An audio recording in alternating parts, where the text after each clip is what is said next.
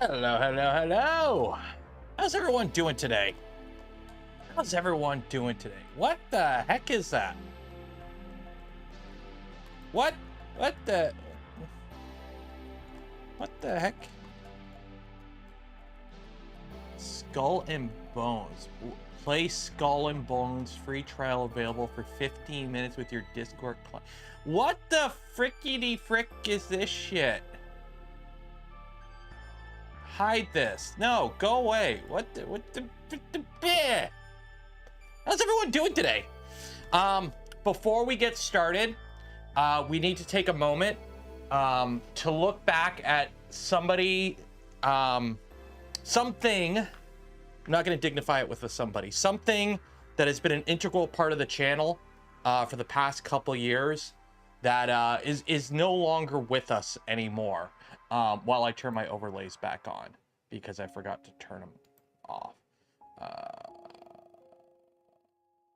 There we go. Okay. So before we get too far, everyone in chat, let's get some F's going because I think it is time. Our Rode Wireless Go transmitter has given up the ghost. The battery on this thing lasts a grand total of 45 minutes, from a full charge to dead in 45 minutes. It used to last 7 hours, but alas, poor Yorick, we get 45 minutes. So we're DJIing it now. So yeah, not too thrilled about that, but it do be what it is though. Yeah, open it, change the battery. I could do that, and I might. What I might do is, because it's just a one cell, it's a 3.7 volt single cell. What I might do is just go on Amazon and just buy like a big ass, not a big ass, but like a bigger 1S battery and just print like a case or something so it just lasts longer. Just go with an oversized battery. I don't think that would matter if it's a bigger battery because it's all about voltage. When you're charging a battery, it doesn't care about the milliamp hours, it cares about the voltage. So yeah, I could just buy a bigger battery. But for now, it is dead. It has ceased to be. It no longer functions. But what does function is code Canuck on GamerSupps. Use that code, save 10% off your orders. Link in the video description. 3 times a week. Yeah, and also the fact I never turned it off. So what I think actually ended up killing it was when I finish a stream, what I would do is I would just take it off and just plug it in to, I've got like a USB dongle that just, you know, one of these accordion like ones that got all the connectors. I would just take, when the stream was done, I would just take it off and just plug it in and then leave it, and then I'd be gone. And then I'd come back the next stream and just do that and turn it on. So the thing is, it would be on all the time. It was on for like a year straight, or it's been on like the majority of the time I've had it. So I'm assuming that probably didn't help too much either. But it is what it is. Which one are you? Are you? Yeah, you're the appreciated one. So on top of that too, we do have a giveaway every stream. For those that don't know, every stream we do give away a spool of polymaker filament. Link in the video description. Enter for your chance to win. Get in on that. What I could do is just tape it to this, which is a 20,000 milliamp hour battery, which I got to bring inside. So enter for that draw there. And I think today we are on to, what part of the build are we on? We're on to the tool head, I think, on this. We're getting really close. Yeah, we are getting really close on this. Really close, which is surprising. Probably gonna move the mat because I keep sliding the whole table around. So we'll work on that for a bit today. Again, today, regular stream. Tomorrow evening, regular stream. The forum is not working. Then how did 39 people enter if it's not working? If you were here before the stream went live, you had to hit refresh. You got to hit refresh.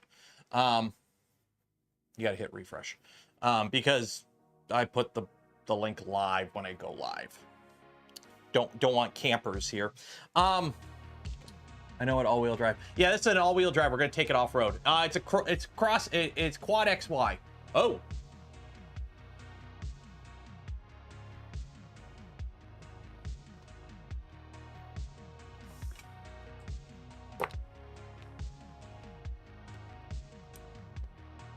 Excuse me.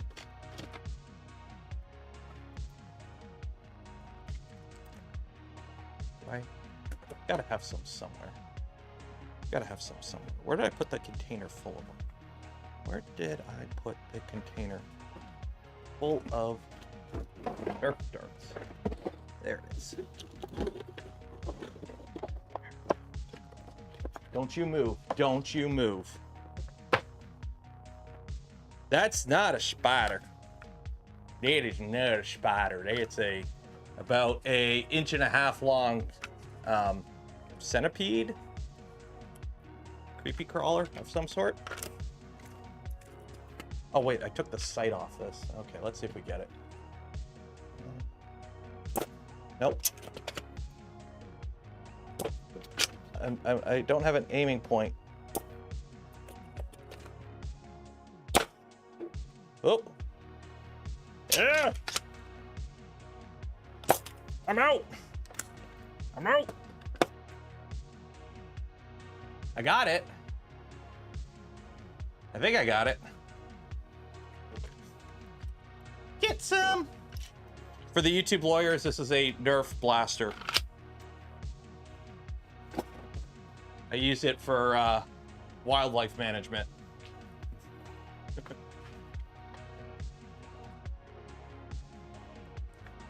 I know those guys are good. I know those guys are good. Bugs. But they're creepy. They're creepy. They're creepy. I mean, I got the bolt one in there. That one has a sight on it. Okay. Second strike. I've never had a strike on my channel. I've never actually had a strike on the channel. It was a community violation. It was from somebody reporting it as what it's not. Hey, Nomad, how you doing? By the way, in case you haven't noticed, I got the A-net out. This is now a prop. I've broken the frame on it already. The A-net is a prop. If you watch tomorrow's video, at least I'm hoping it'll be tomorrow's video. I'm waiting on approval from the sponsor to put it live. So if you're a channel member or Patreon supporter, you're going to be able to watch tomorrow's video early. But for everyone else, you got to wait on the sponsor to give it the thumbs up. So this is now my generic printer prop. And I've thrown this across the room several times and I've already cracked the frame. So anytime I need a printer in a video that I don't want to use a specific printer to upset fanboys, the A-net A8 is now that printer. And we'll see how long it lasts before it's completely broken. But it's already broken. I may have thrown it around as an example. Okay, what are we doing today? What do you guys want to do? What do you guys want to do? The positron is throwable? I mean... Wee! Wee! Wee! Wee! Wee! Oh, shoot! No? No? You want to know the fun part is? You ready? You ready? You ready? You ready? You ready?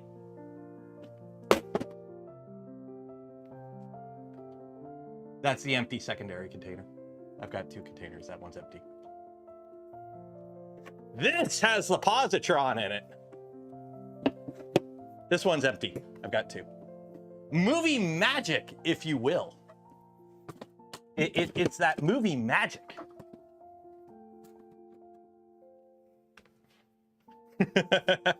I'm giving Nomad a heart attack in chat.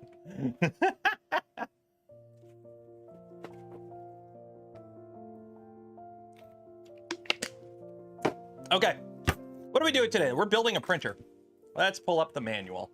So again, we are on part 5, I believe, part 5 of the build series on this guy. This is the Siboor all-wheel drive Trident kit. They call it all-wheel drive. Steve started me on this, and I'm gonna agree with him on this, that the proper term for this motion system should be quad XY. So it's core XY with 4 motors. All-wheel drive doesn't really mean anything because there are no wheels on it. It's a 3D printer. I mean, you could put wheels on it. Apple put wheels on a computer and charged people $1,000 for it. So I mean, anything's possible. But I mean, yeah, it's got 4 motors for the XY, but if anything, a V2 would be all-wheel drive because it's got 4 Z motors. That would be the closest thing to all-wheel drive, in my opinion. The V2 would be the all-wheel drive. This is quad XY. So anyways, it's core XY with 2 extra motors. And then also, we've got the mod that comes with the kit so that the electronics aren't upside down. So where we left off, I believe, is the tool head, because we got the bed installed. And now we are on to the stealth burner.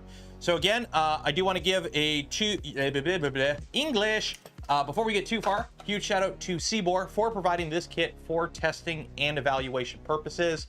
Again, words and opinions are my own. This is a not commercially sponsored build series. They did send the kit over for testing and evaluation, but I'm not being paid or anything. Words and opinions are my own. Blah, blah, blah, blah, blah. Usual YouTube disclosure. So now we're going to carry on with the stealth burner tool head. So this just uses, it looks like a standard stealth burner. I don't know what extruder they use. Is it a Clockwork 2 or I think it's Clockwork 2. That looks like a Clockwork 2 maybe. And it's got a tool head board and a bunch of other stuff, but it looks like the first thing we're going to be doing is some heat sets. So let's go ahead and get that started.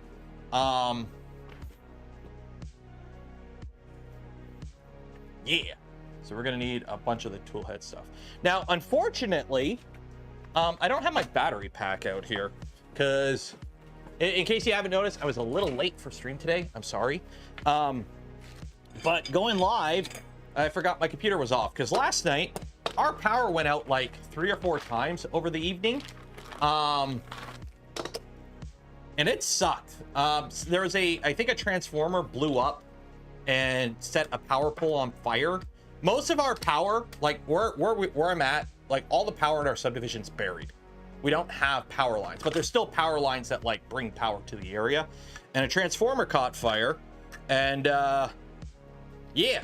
So the power was out when I got home, and then it came back on. So I had to go downstairs, turn the Unraid back on, turn the UPS back on, wait for everything to boot up, spin up the drives, because Unraid you have to wait for it to boot up, and then you have to go into the web portal and tell it to spin up the drives, rebuild the array, blah, blah, blah, blah, blah. Okay, cool. I can start editing a video, and then I get editing, and then the power goes out again.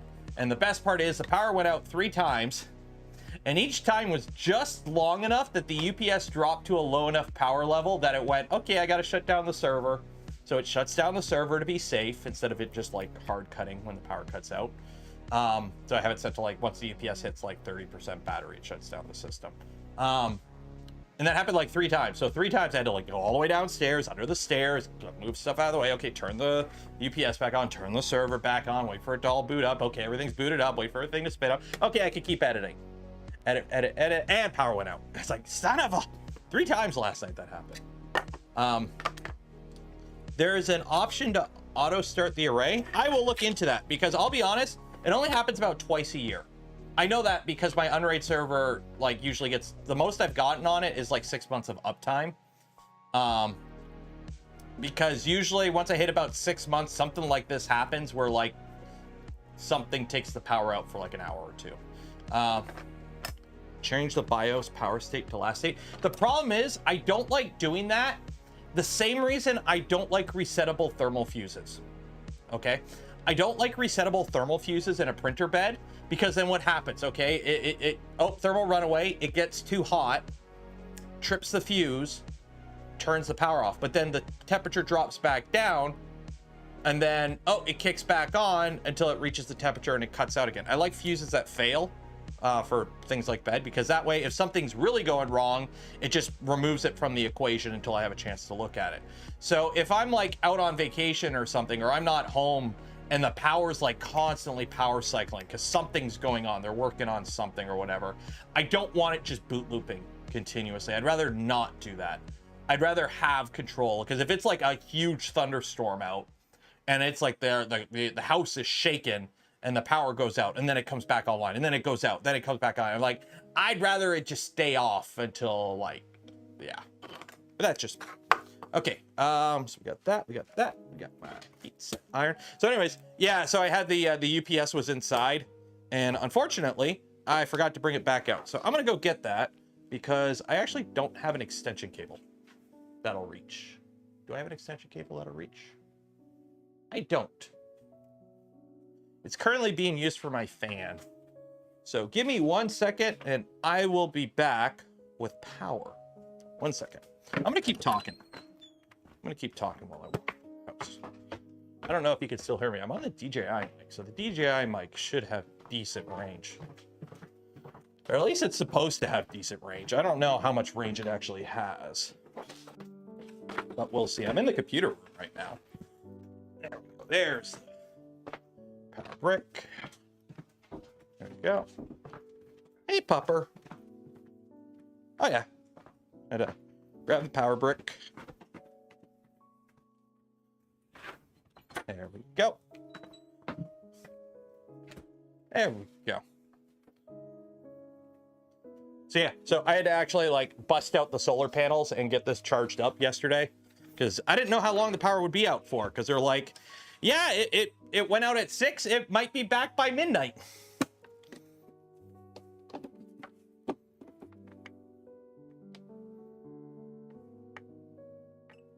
There we go. Turn that on.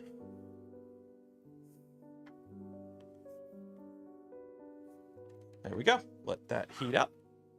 So we have some heat sets to put in. By the way, were you able to hear me that whole time? I got the DJI mic on. You can't see it because it's in my shirt. I'm doing the proper thing. I need a power wall. I got it in all powers. I got this. It's a 300 watt hour battery pack, and it works really good for this.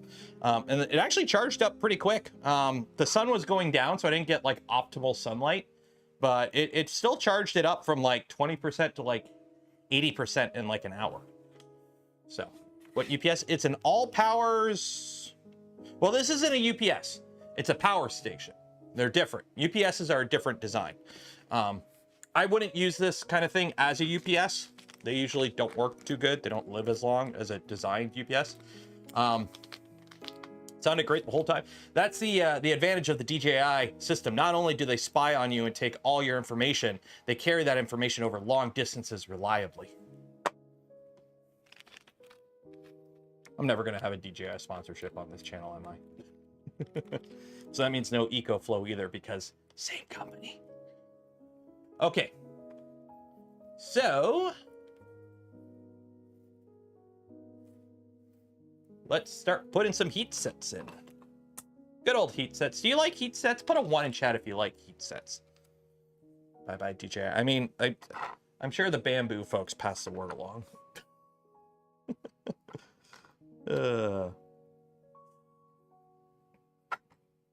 gotta pack everything. I'm starting to get everything ready to pack up for the trip next week. Is there? Gotta tighten this up. It's a little loosey-goosey. Which way is vertical? Is that way vertical? That's vertical. Yeah, that's vertical. Okay. So we'll put some heat sets in here. We'll get the tool head built. We're gonna do one of two things today. Either today I'm hoping to get the mechanical assembly of it done, and then move on to wiring. Bring the positron with you. I would if I wasn't traveling as much as I plan on. So it's awkward because I'm okay. So Monday morning, I get up, I leave my house, I cross the Detroit border into Detroit. So I cross one international border. Then I fly out of Detroit airport to Seattle. I spend like 2 or 3 days in Seattle. And then I cross the border back into Canada to spend a day or 2 in Vancouver. And then I cross the border again to go back to Seattle. to spend another day and a half there. And then I fly back to Detroit, and then I cross the border again. So in the next week, I'm going to cross the border 1, 2, 3, 4 times. And I pack light. I pack carry-on only. So unfortunately, since I do carry-on only, it's either like clothes or the positron. And yeah.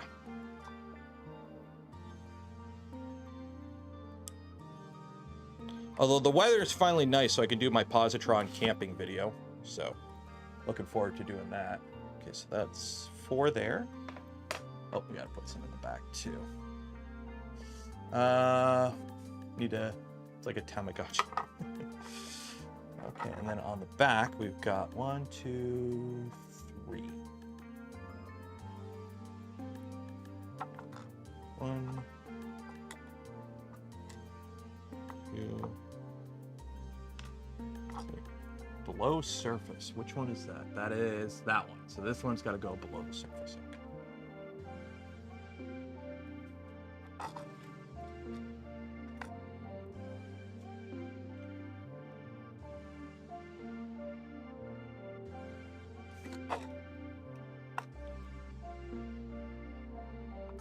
Take the positron and print clothes. I mean, you can print clothes, but I don't think they're that actually practical.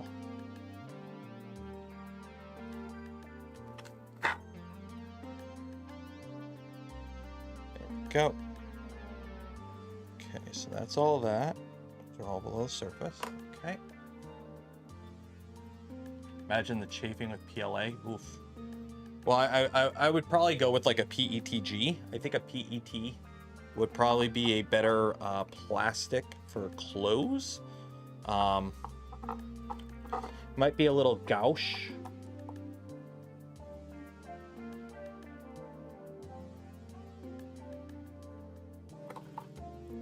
I mean, personally, I prefer my leathers, but that's just me. PLA boxers. I mean, I've got some polyalchemy still, so I could do some silk boxers.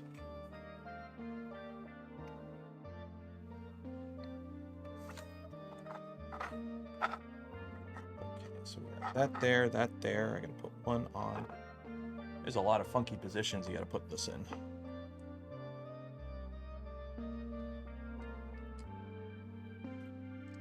Oop.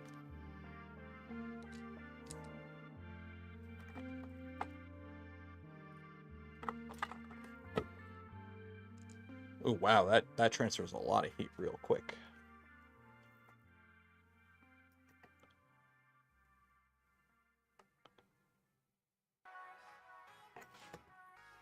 PF Dennis gifted 10 community memberships. Cheers and appreciate it. Thank you, Dennis. Which one's that? That one is that one. Ooh, that's hot. You just print yourself new socks every day. Joke's on you, I don't wear socks. Well, I do in the fall and in the winter. During the summer, I'm one of those. I wear sandals. I've got my sandals with the backs because I can't do flippy floppies. I can't do sandals that don't have backs. But in the summer, I'm firmly cargo shorts, t-shirt, and sandals.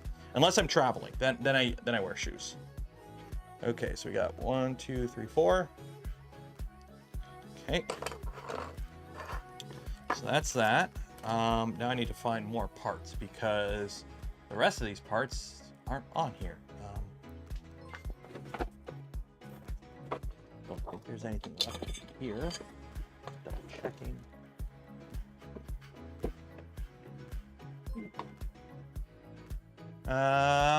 If you didn't get a gifted membership, like the smash button. Yeah, for those that don't know, if you're a lurker, that means you just sit and chat and you don't interact. You don't like the smash button. You don't chat. You don't leave funny comments. You have less of a chance of being gifted a membership. So from my understanding, the way it works is, I don't know the exact cutoff, but you have a better chance of winning a gifted membership because it's random. if you are actually active in the chat, if you're actually active during the stream. So if you're just a lurker, apparently you have a lower chance. I don't know what the exact cutoff is. I don't know the percentages. That's just something I've been told since like the system came out, was if you are active in the chat, you have a better chance of getting the membership. Okay. Here are these pieces.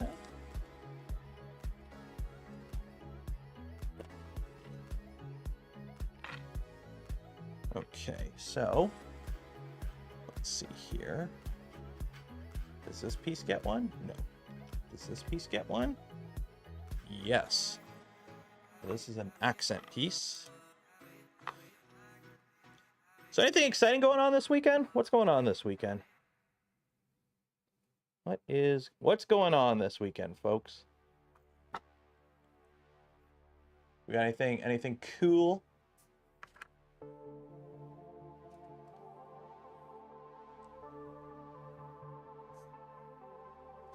I hate putting this one in. I always burn myself when I put this heat set in, because it's like you gotta pinch the part and hold it vertically,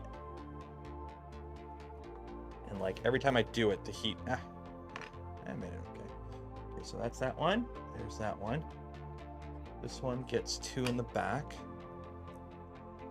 just like the CIA intended. You're in Hawaii. Aloha. Say hi, hello to Stitch for me. 3D Printopia. I'm going. I don't have a booth. I'm just kind of showing up, and whatever happens, happens. Like it should be. I'm a big fan of doing things that way. Okay, there's that.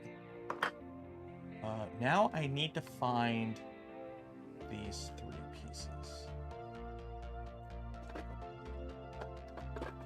Place them. You need to get a sponsor for Smurf. I do. I haven't done anything for Smurf yet in terms of like prep or anything. I haven't booked a hotel room. I haven't done anything for Smurf. I'm behind on that, unfortunately. Where is that piece? Is it? Yes, this is it.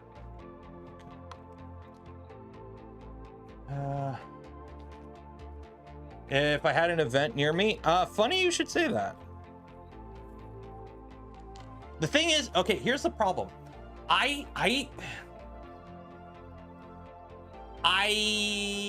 wander. I couldn't go to an event and sit at a booth all day. And the problem is, like, I live stream, so I got to wander around for an hour and do a live stream. I talk to people for videos. I move too much to try and sit at a booth. I couldn't sit at a booth. Like, I would love to, like, pair up with somebody and bring some stuff. So I have, like, usually that's what I do. I hang out at the VORON booth. I'm on the VORON team, so we kind of, like, hide in there. So I hide out at the VORON booth and use it as my base camp, and then I work out of there, kind of thing. Keep your stuff at the LDO booth. That's usually the plan.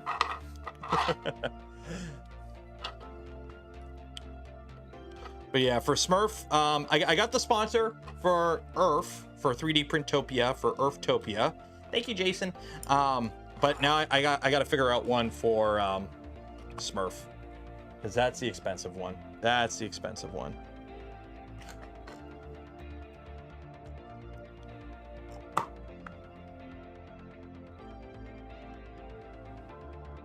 But I'm not going to go into too much detail because I don't think it's public at all yet. But there might be another event on the docket next year that, if everything pans out, will be a very reasonable journey for me. Put it that way. That's why I'm an honorary employee of Fabrico.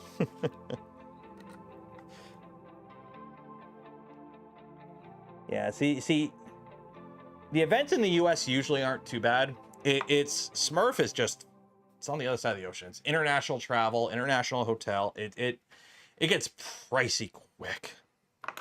It gets pricey quick.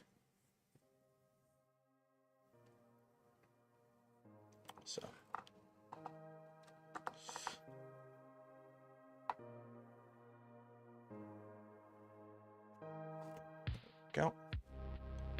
And unfortunately, I have to at least break even for it to be viable. Like, I'm okay. Like, I'm honestly okay not making money going to an event.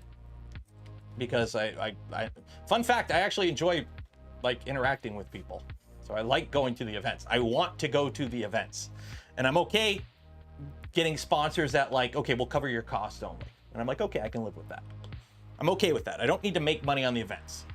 It's as long as I do a stream or two there and I make a few videos, those will balance out. But I can't be in the hole for an event. Like, technically, I lost money on Murph.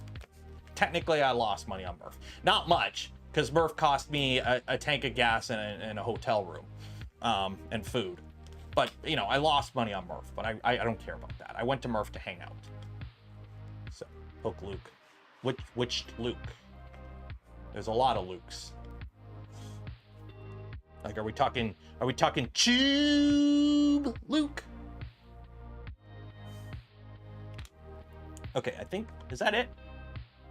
Oh, Big TT. Maybe I will reach out to Big TT. I do have them in my DMs right now for something for Earth. I might actually bring something to Earth now. Okay, I think that's it. Okay, so I turn that off. By the way, that used the heat set, running that heat set iron at 250C for however long it was, used up 2% of the battery. And I don't even know if it was a full 2% because it was at 52 and now it's at 50. So I could have used like 1.1% technically. But I will say, it's actually nice having a battery bank to power stuff. This is one of those dumb things that you don't realize how nice it is to have until you have one. So thank you, All Powers, for sending me one. I will use it in a video. But it's like, oh, hey, I had to charge my drill batteries while we were building something in the backyard yesterday. So I just brought this out with the charger and I just charged them outside. Like, you don't need to run an extension cord. You just bring this and you plug it in. It's a battery and it charges from the sun. So it doesn't cost you anything. It's actually really nice. Death Racer. Yeah, they got Big Tree Tech's doing Death Racer kits. So I know I built a Death Racer a while ago, but the one I built, I self-sourced everything and it wasn't really that, it wasn't that good. So the plan is, I think Big Tree Tech is going to send me a kit. We are totally not going to print all the parts on it in over-engineered, high glass-filled content nylons for impact resistance. We are totally not going to use the Pantheon HS3 behind me to our advantage, printing those parts. But also, I'm going to put an FPV camera in it, so I can first-person it. Okay, let's build. So I need some extruder parts. So where are the extruder? Are the extruder parts in here?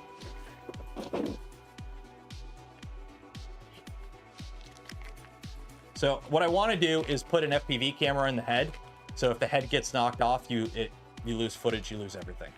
What's up, chat? Hey, what's up, Doc? Not Doc. You're just a Doc. You're not the Doc. Okay. So these are the gears. Wow. That set screw almost went on an adventure. Okay. Let's put that set screw back in before we lose it, because nothing would suck more than losing that itty bitty itsy bitsy set screw. There is itty bitty Allen key.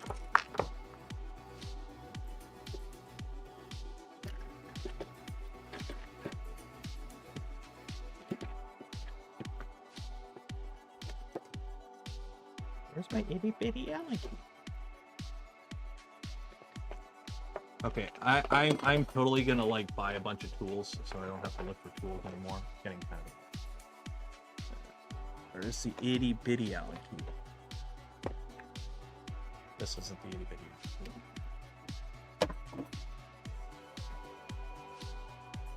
I need to start live streaming so 3D printer can feed your addiction. That's what I thought at first. For a while, I was like, yeah, as long as my YouTube channel makes enough money to offset my, offset the costs of running the YouTube channel and pay for printer parts, I'm okay with that. That's how it begins. That's how it begins. For example, I used to do what's called USPSA. and IPSC and IDPA, which is competitive pistol shooting. Okay, so I have several 40 caliber pistolas that go pew pew. I'm trying to avoid YouTube. I hate the YouTube, like, don't say the bad words too many times or you'll get flagged and it's all hidden in the background so you don't know what's going on. But anyways, TLDR, to get better, you practice more, and practicing more consumes ammunition. So it's like, oh, big brain, what I'll do is I'll get a reloading setup. So I went and bought a Dillon 550, right? Dillon 550B with all the dies and everything. I didn't need the crazy high-end one. I just got a Dillon 550, nice little manual rotary. And I was like, cool, what I'll do is I can reload for half the cost. So instead of it being like $400 for 1,000 rounds or $300 for 1,000 rounds, whatever the price was, it'd be half that. Great, I'll save money. No, you dummy, you just shoot twice as much. So you still spend the same amount of money, you just get to shoot twice as much. So that's like becoming a YouTuber. It's like as soon as the moment your channel is somewhat viable, your brain goes, yes, but I could do more. Okay, so we're putting this together. So we've got this piece right here. So let's find that piece. We got, it's an accent piece. And then we have this other little piece, which is this piece. Are you an accent piece too? I think you're an accent piece. Yeah, you're an accent. No, yeah, you are. Okay, so that goes like that.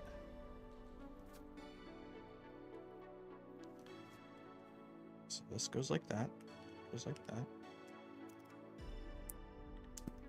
Okay, those parts go together pretty good. What is that? M516? Can you sell homemade ammo though? You could, but you never do. It's not considered smart to use somebody else's reloads, because as somebody who has had a case head separation on a live fire range, shit's scary. So you usually the rule of thumb is you roll your own. Okay, this doesn't want to screw in. Are you M516? No, you're M512. Where's M516? Or M316, M316. This, did I mix up two containers here? Oh, those are M, oh, wait, no. Wait, I'm blind. Where's M316? These are M316s there. All right, button head, socket.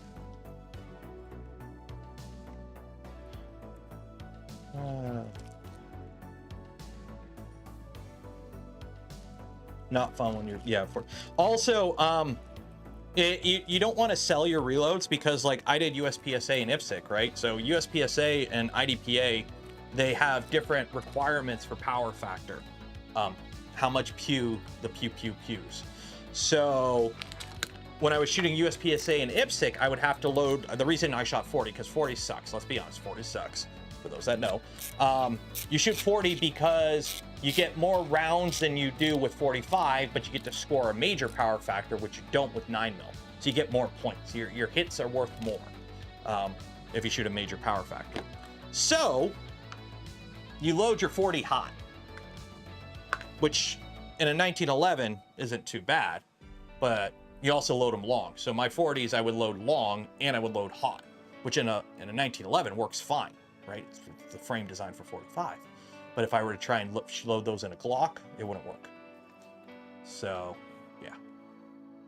Okay, so now we put that together. So now we put that pin in. So for these pins, what I like to do, these are needle bearings. So you got your idler here. Okay, make sure it's the idler. The idler doesn't have a hole in it for a set screw.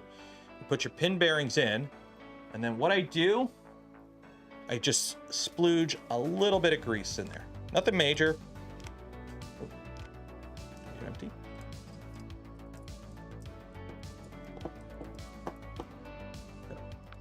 Pump it up. Don't you know, pump it up. You have to pump it up. Is it empty? Am I empty? No, needle bearing, get back here. Am I empty?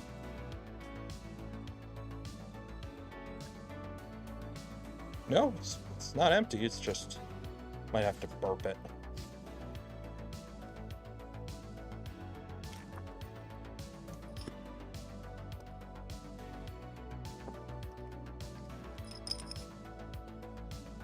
It's happy to see me.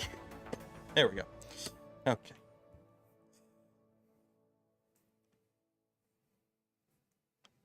There we go. There.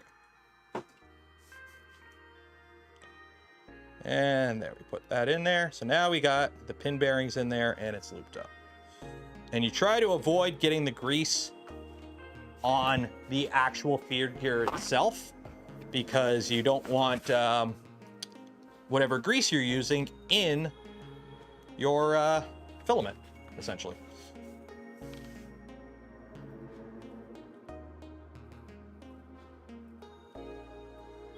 Okay. And if you don't know which way it goes in here, it only goes one way because there's a cutout, so it only fits one way. Snaps in place. There we go. So that is that component assembled, and now we put the spring on. So get that. Put that M3 shim. I'm assuming this is the shim. That shim is too big. Let's see if we have an M3 shim. Do we have an M3 shim? M3 shim, we do.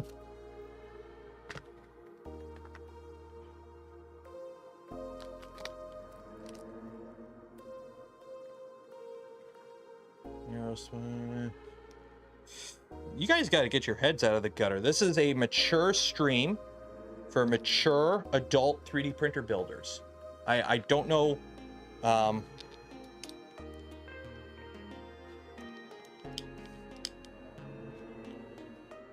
don't know which guys, your minds are in the gutters. There's a little indexing tab, so when you put this on, it prevents it from rotating. Also, they screwed up. I ordered the kit with white accent parts. That's red. Okay, so we put that in there. So now we can put that together. So let's grab this piece.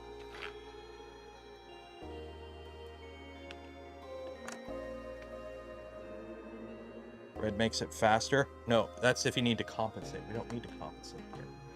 Okay, so we put a bearing in the bottom there.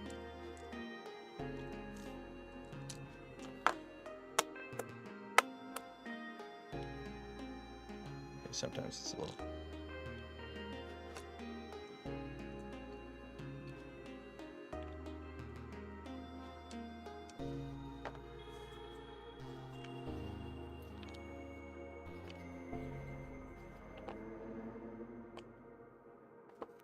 There we go. Okay, that goes there, and then we put in. What is that? That's an M36 flathead. M36. Flathead. M36 flathead. Where are you at? M36 flathead.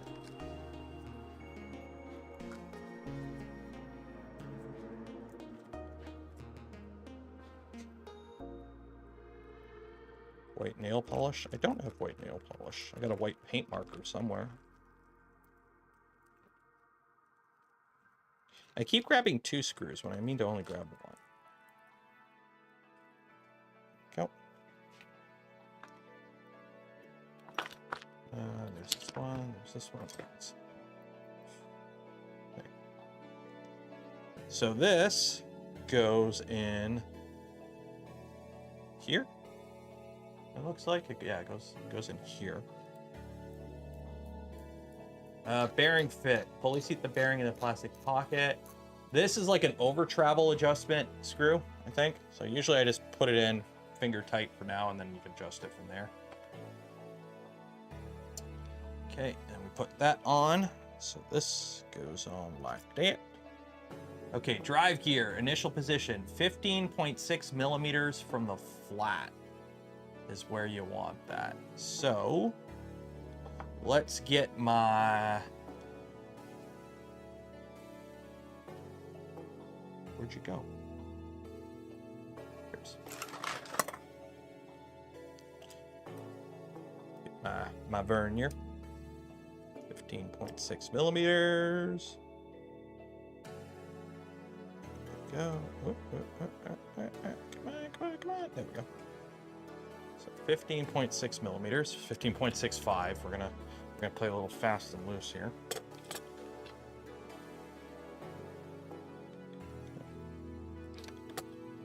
Hopefully, what I can do is right about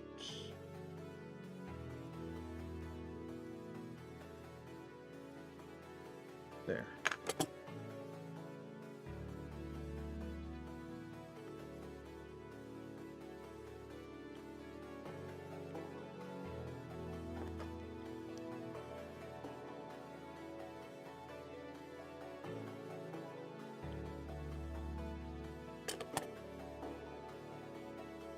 There we go. 15.6.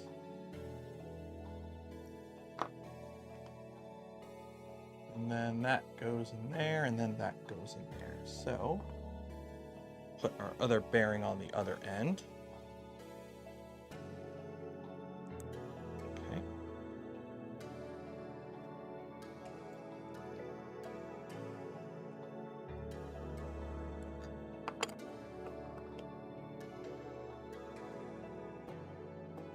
That goes like that.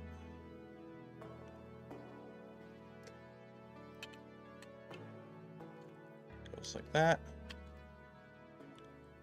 Here you got the locators in the right spot, and then you can look up and make sure the filament path is actually proper, which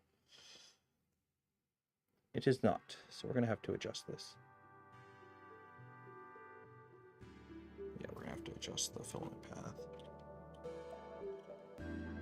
which actually isn't too bad because we can actually see it.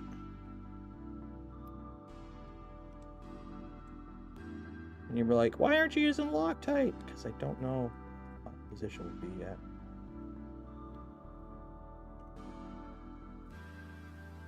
And if you tighten a screw properly, you should. Is the AMD Ryzen 5 5500 for gaming? I mean, okay, do you have an AM4 socket? If you have an AM4 socket, okay, what's your budget? Okay. Because here's the thing, Ryzen 5 5500. So a Ryzen 5 5500, wow, that's 87 bucks, really? But here's the thing, you want to know what you want to buy? If you're on a budget and you have AM4, you want to get this guy, okay? If you're on socket AM4, this is what you want to buy, okay? Like, if all you care about is gaming, you want the X3D. If all you care about is gaming and you're on a Ryzen platform, get the X3D version. Simple as that. Simple as that. 7800 is better though. Yes, but judging by the fact they're asking about a Ryzen 5 5500, I'm assuming they're on AM4. So if they're on AM4, the best CPU you could get for gaming, it's really a 5800 X3D, but I don't think that's really available. Is the 58? Oh no, you can get in. Okay, you can get it in the US, but you can't get it in Canada. But I don't think that's worth $100 difference. I would get this. It's on sale right now. Like even this is on sale right now. But like if all you care about is gaming, this is your best bang for the buck. You want the X3D. The 5800 X3D is better. Yes, it's betterer. But is it $135 betterer? Because this person was looking at an $80 CPU before. This thing could run Tarkov. Yeah, but who cares about Tarkov? Who plays Tarkov? Are you a bot? Headphones are dying. Let's see how long this lasts before they die on me. 5600 X3D is micro center only. Well, we don't have micro centers in Canada, so can't none of that. AM4. I personally wouldn't buy AM4 new today. Like if you were coming at me, hey, I'm going to buy an AM4 platform, I would advise against it.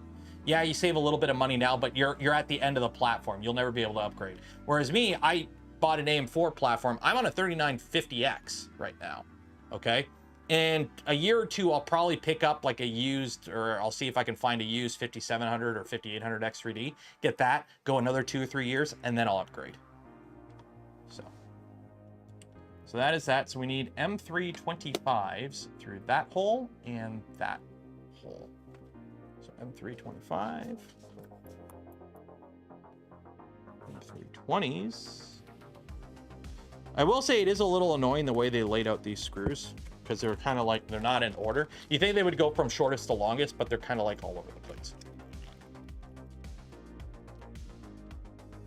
You have an Xbox Series X.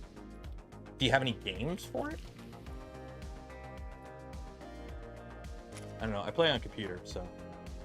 I have a PS4, and I got it around when they were new, and I'll probably never get another console. I've got no desire or need for one.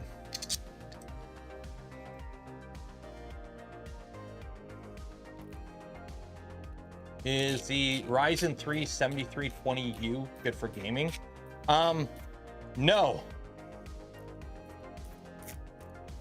It's a Ryzen 3, so it's at the entry level of the Ryzen series.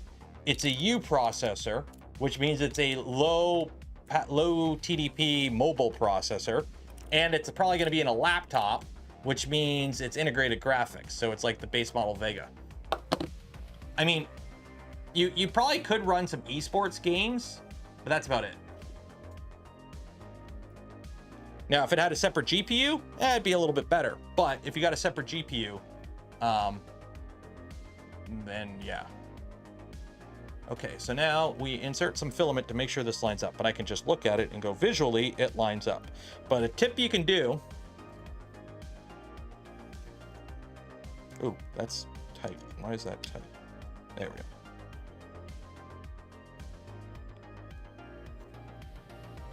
There we go. All right.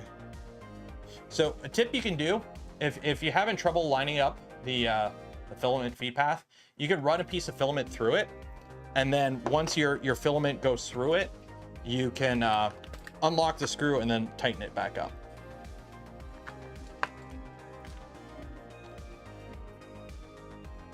Prefer, depending on your game, I would argue against that. A lot of modern computer games are starting to get pretty heavy on CPU usage.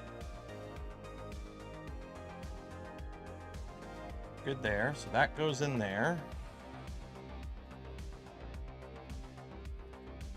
Yeah, modern games are starting to get a little heavier on the CPU usage. It's not like the old days. It's not like when I ran, you know, I ran an i5 95, or what is it, an i5 2500K, and I ran that for almost 10 years because, let's be honest, not much changed in CPUs during that time. Okay, so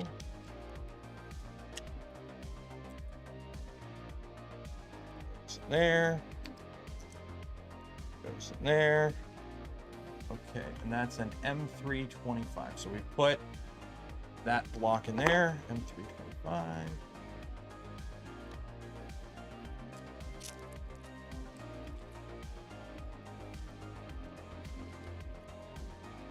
My streaming PC I'm gonna build will be an AM5. Yeah, if like, I stream on my desktop just fine. And it's a 3950X and a 3090. Now the 3090 is overkill. But you don't need, it's not like the old days where it's like, oh, if you want to stream, you need like a streaming PC. No, as long as you have a modern GPU, they all have like encoder chips built into it. So like NVIDIA has like NVENC, and the newer ones have AV1. So it's like your main PC can run the stream and the game, and you take like a 1 or 2% performance hit. It's not a big deal. DDR5 is still expensive. Is it? I mean, I bought 32 gigs for my laptop, and that was like 130 bucks.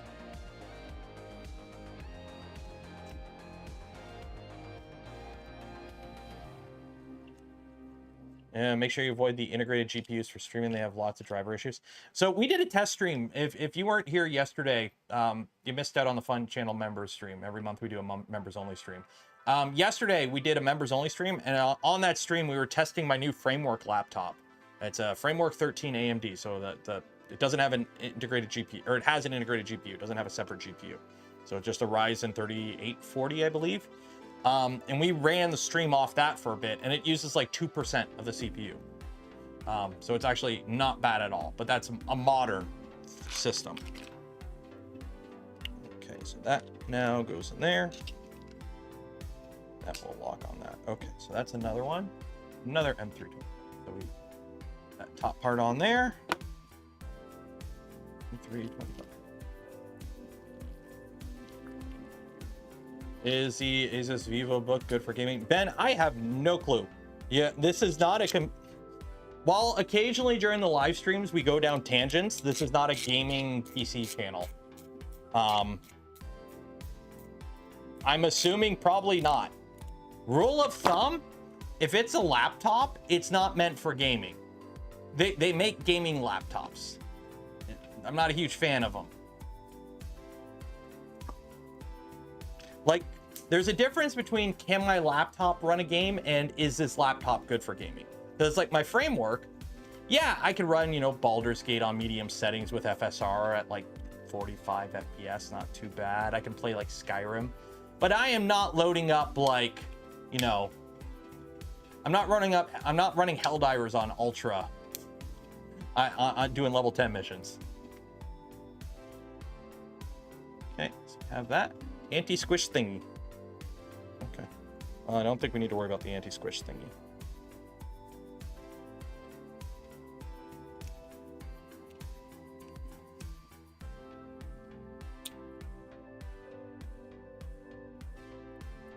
Make sure it actually moves.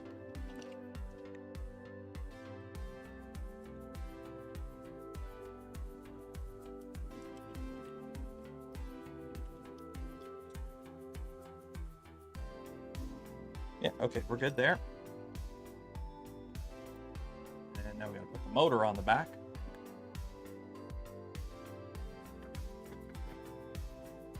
The motor.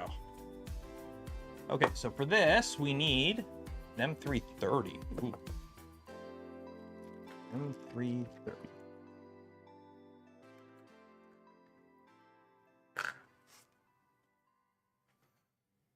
Okay, so we got that there. Now for the wires, which way do the wires come? Don't tighten. Access hole. I'm assuming the wires go to the bottom. I'm just gonna line up the text the way it shows here. Okay, so we got a long M330 goes through this whole portion here. What cannot run Doom? A lot of things can run Doom. Okay. And then the other one is an M38 with a shim. It's an M38 with a shim.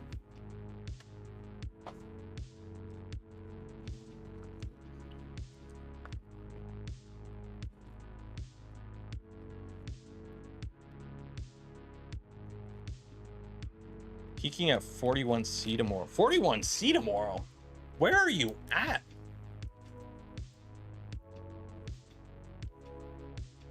Where, it's like, bruh, that shit's hot. And not in the good way.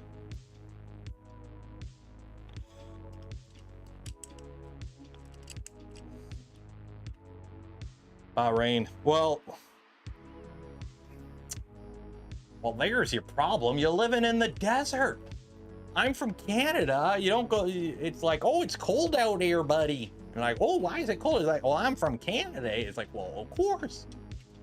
But it's a dry heat, so it's okay. It's a dry heat. Never actually been to a desert. That's one place okay. Technically, if you want to get technical, I have been to a desert, but that was the Arctic. Humidity is high. Do you get, oh wait, no, they're on the Gulf, aren't they? Bahrain's on the Gulf, isn't it? Bahrain.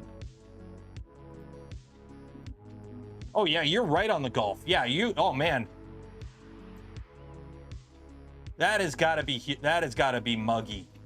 That has got to be muggy in the summer. And the worst part is, it's not like you have like rainforest. It's not like, hey, it's the rainforest. It's cool. Like, it's just desert. So it's hot, it's muggy, and you got sand. Like, Anakin Skywalker would hate that place.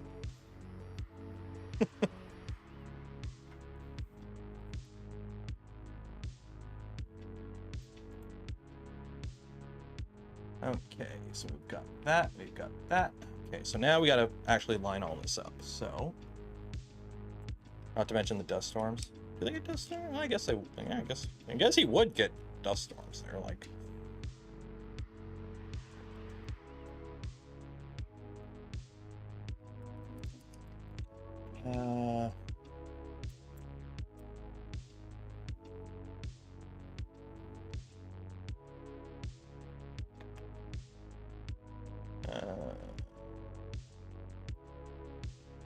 The Bahrain printing server. There you go. That's the cool thing about 3D printing. There are so many groups that you don't know they exist until you find out about them. Like, there is one of the largest like groups of Vorons is in China. Like, one of the largest Voron communities is in China, and they're completely separate from like our Voron community because, you know, Great Firewall and all that. So they can't get serial. But there's like thousands of Vorons in China that don't have serials because they can't get on Reddit to get a serial number. And it's a massive community, and they've done some, I've seen some of the builds some people have done over there. They've gotten crazy with customizing their builds. It's actually really cool to see. But it's like, you wouldn't even know they existed except for like somebody on our Discord like got over there and took a bunch of like pictures and sent it to us. It's pretty cool. Okay, so that's that. Titan one done. Check gear play. Did the gear play nice? It does. We're good there. Cool. And now we put the arm on the back. That's another M310, and that's just going to go like an M310 from the back and an M38 from the front. So, M38, M310.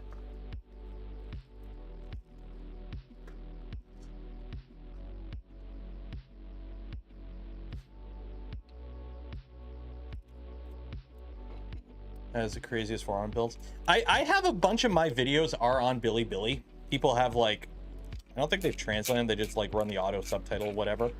But I do have a bunch of my videos are on Bilibili, and I haven't done anything. Like, I don't care if somebody, like some of my live streams are repeated on Bilibili. It's just cool to see.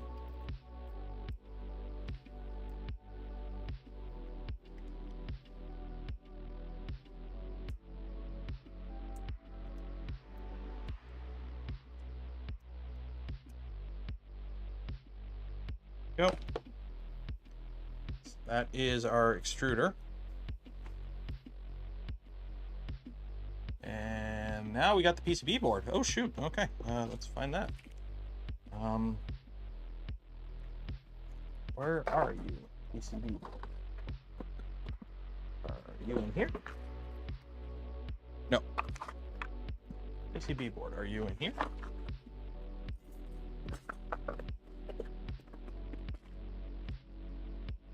No, you're the screen. Are you in here? No, you're charcoal.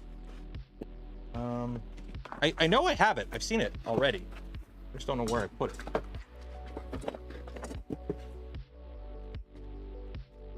There.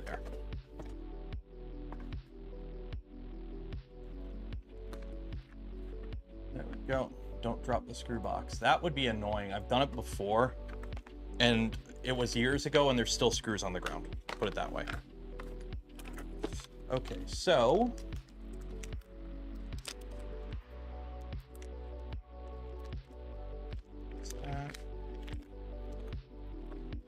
I gotta buy a mouse. Anyone link them in the Discord, because I'll check it after stream. I need to get a Bluetooth computer mouse. I don't want to use a USB dongle. My laptop has USB, or has Bluetooth. I want a USB Bluetooth mouse that's not crazy expensive and is somewhat decent with two side buttons, like back buttons.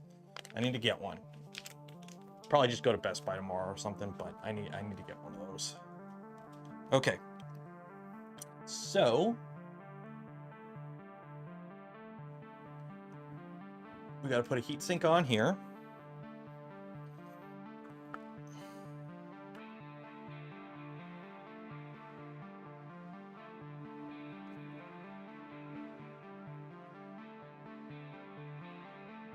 Make sure nothing's touching, nothing's shorting. We're good there. Okay, so we got the PCB on there. MX anywhere. Let's see. MX anywhere. That's a $100 mouse?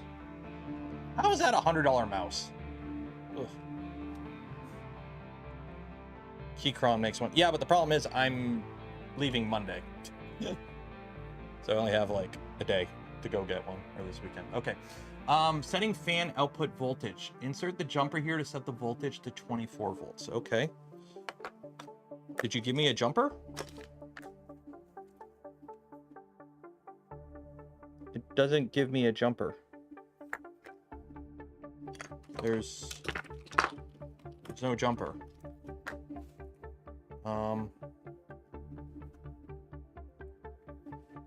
Yeah, I got the 120R jumper there. Verify the switches are set as shown in the image. That looks okay. So I need to find the jumper. I don't have a jumper, and it doesn't give me a jumper. I gotta find a jumper. Is there a jumper in the bag? Nope. Jumper in the bag? Nope. Jumper in the box? Nope. Nope. They did not give me a jumper.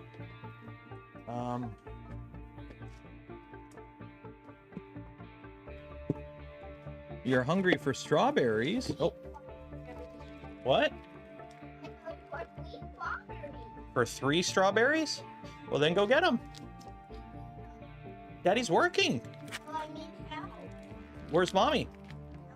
In the bathroom. Oh, is she getting a shower? No. Oh. She's taking a bath. Oh, she's taking a bath. Okay. Well, what you can do, can you go get the strawberries yourself? I need to go. Here. Hey, Calvin, look at me. Can you bring me the strawberries, a knife, and a plate? And I'll cut them up for you. Take a bath.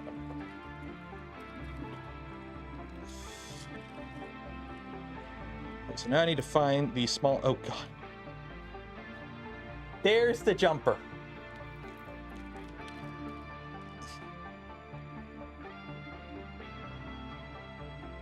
Like, yeah. It's so little. Ah! Nope, nope, don't you.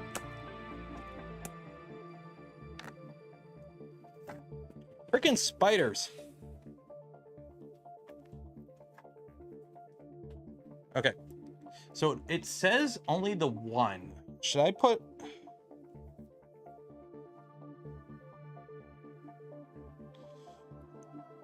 Okay, I'm just gonna do the one, I guess. It only says the one.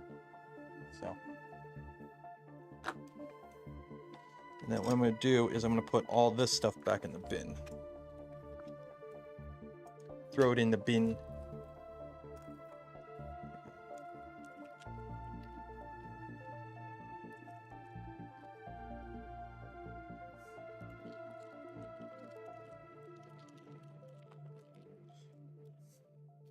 How did Nathan's build go yesterday?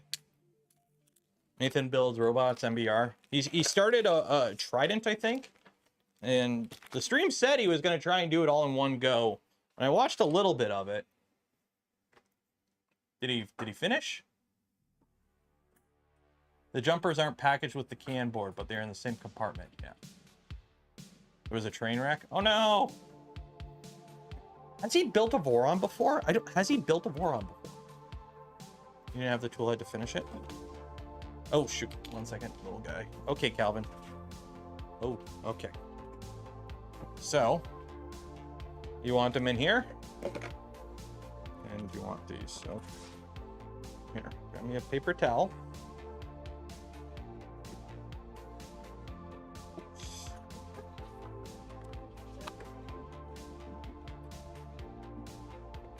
All right, you want 3 strawberries? Hey, get back here!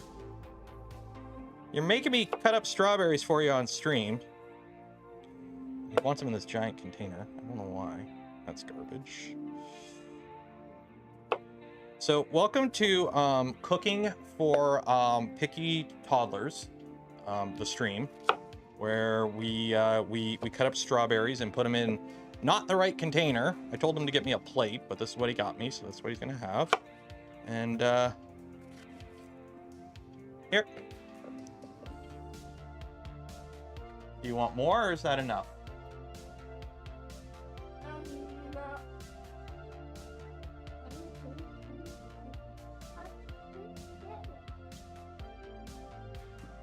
Hey, what do you say? No. You're welcome. Put these in the fridge. Un momento.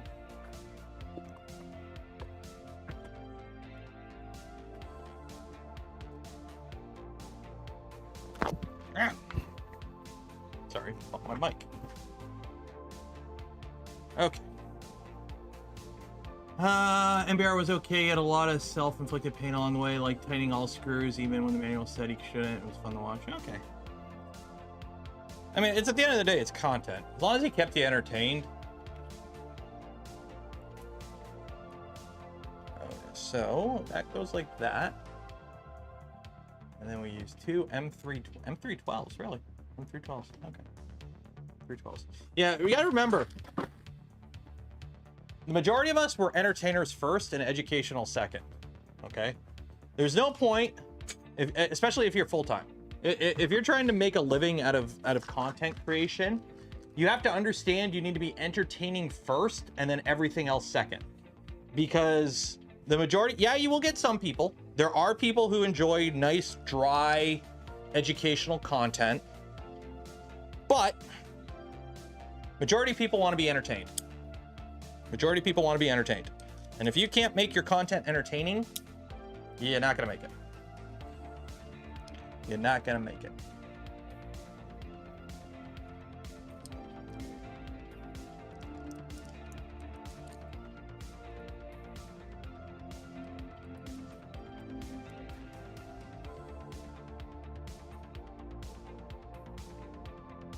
Hello, I have an Anycubic Cobra Plus printer. Changed the hot end, still getting hot end anomaly. What should I do to fix it? I've never used an Anycubic Cobra printer, so I have no clue. Double check your wiring. You changed the tool. Did you change the heaters, the thermistor? Did you change the wiring? Like, do you have a whole new wire run and all new components from the tool head to the control board? If that's all new, and you're still having issues, maybe the issue is at the controller.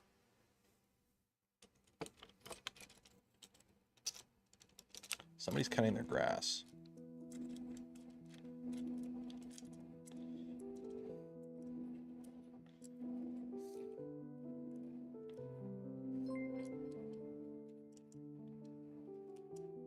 Dang it. Derek gifted 5 community memberships. Cheers and appreciated.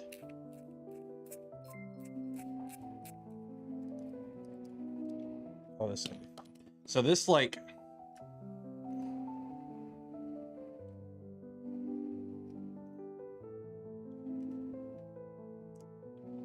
just gotta slide in there.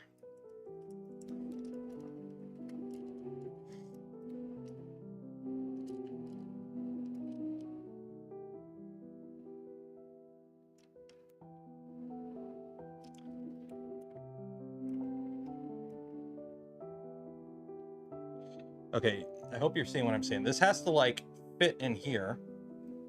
It doesn't want to fit in this slide-in pocket.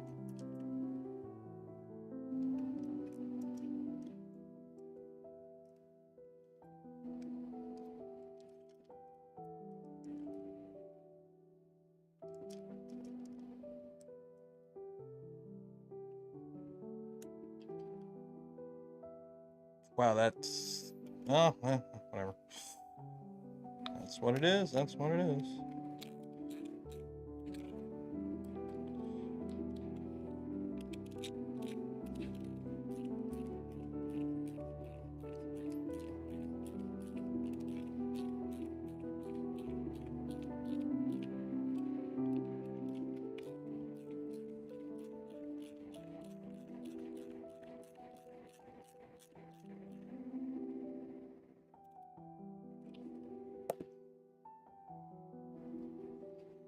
It's just a little. 1 second. One second. There we go. There we go. Now it's in there. It just deformed it a little bit.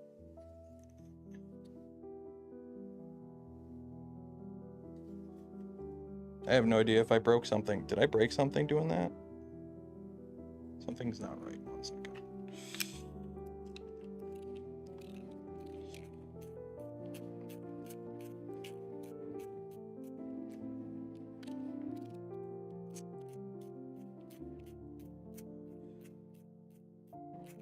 Well, it...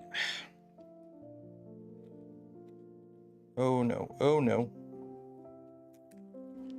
What is that? Oh, it's stupid. Ah. It's the shielding. The little shielding at the bottom got broken off. Okay, hopefully... Okay, hopefully this little piece of metal shielding on the bottom of a vertical USB-C port is not required. Because sliding it into that slot sheared it off. So hopefully that is cosmetic.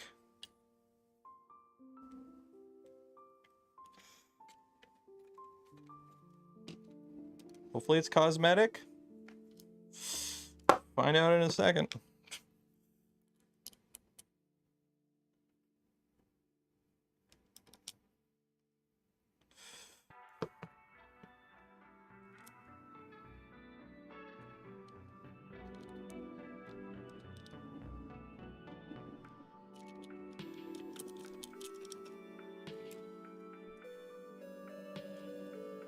I mean, on the bright side, it actually fits in there now.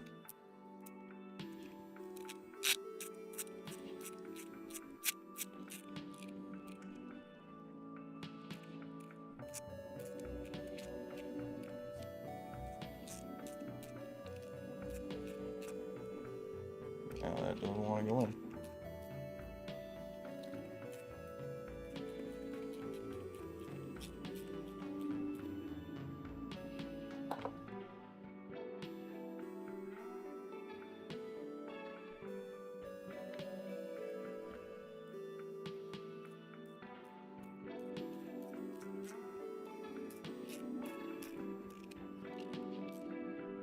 There we go. So if all goes well, that goes in there. Voila. Okay.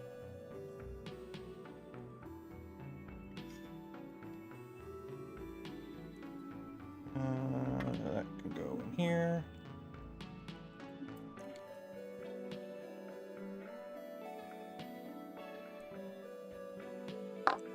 Voila.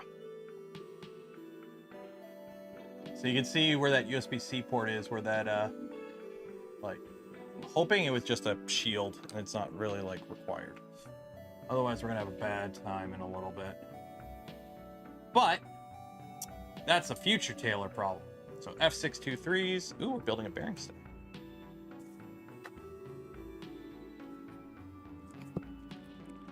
Wait, that is G F623. G. Oh no, these are it. Yeah.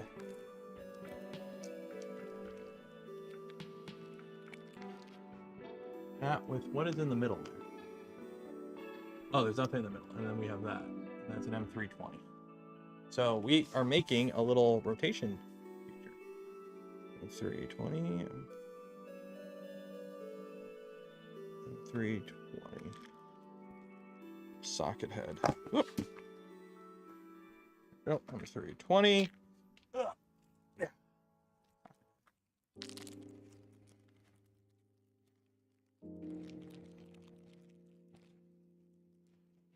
Go.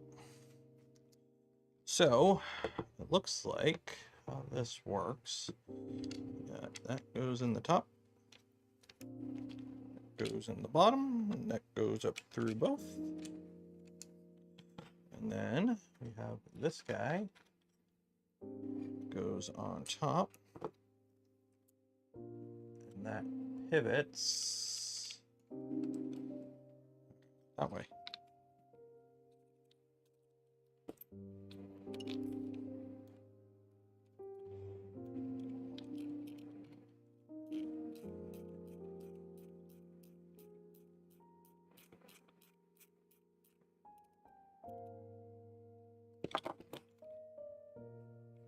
So this is your filament part, I guess.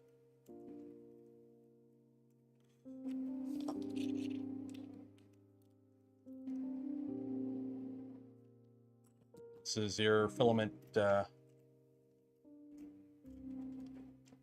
umbilical thingy. That is going to rattle and make noise, and it's going to be annoying. I got a feeling. Okay.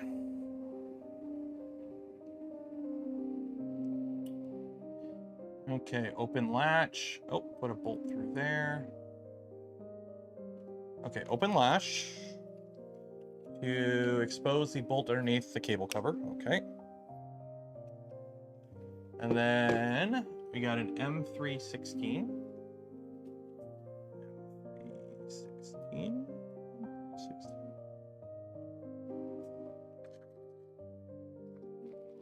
And that is a socket head for the cable chain. Yep, I know. Cable chain, Bowden, whatever.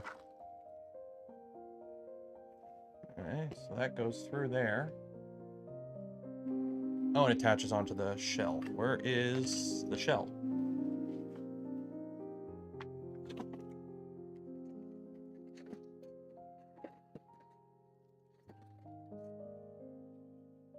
Where is cover plate? Where's... Okay. Where is the part? I think. Got that. Got that.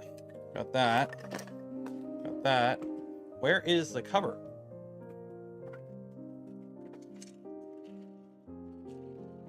These are all the panels. That. No. Where is the cover plate? Are you in here?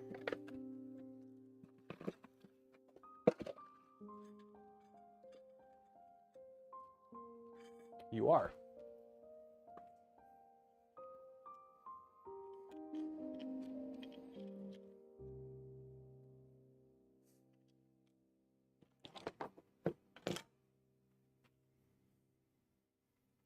These RORNs are available to work with tool changers implementing a mod. Yeah, there's a community mod if you want to do a tool changer. It's called the stealth changer. So if you want to make a Voron that's a tool changer, there's ways to go about it. Got to understand with all Vorons, everything's free essentially. The designs are out there. Some of them are designed by the Voron design team themselves. Some are community mods, but there are options available.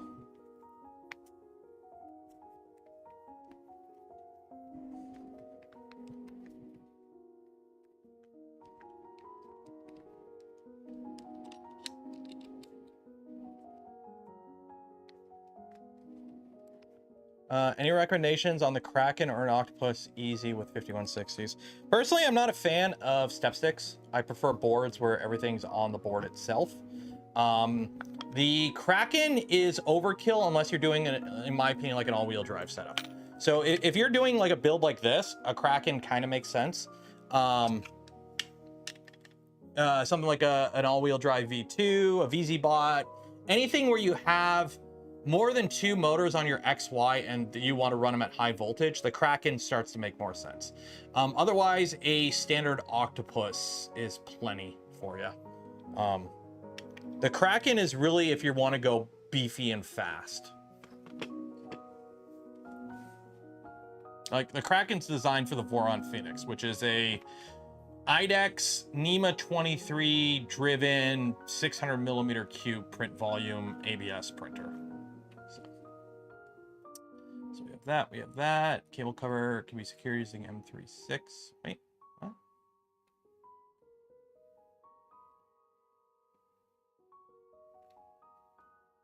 That's an M316, so that goes through there. What is the oh, the M36 is for the little guy down here. That's right. M36 button head. That's one thing I like about the LDO kit. The little they give you a little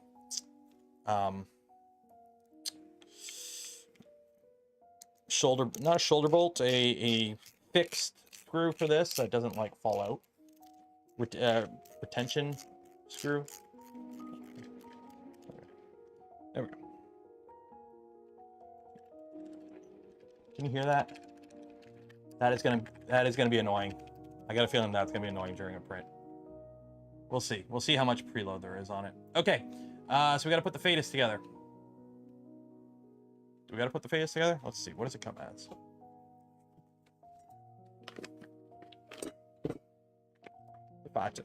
The fatus. Yeah, this has a Manta. This has a Manta M8P, I believe. So we got this. Is that tight on there?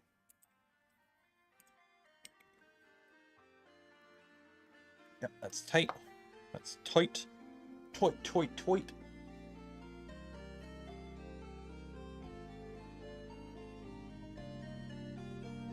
Alright, so that's pre-assembled. So I'm assuming we're good. I don't want to... Yeah, everything looks good there. So this is a Rapido. I think it's a Rapido.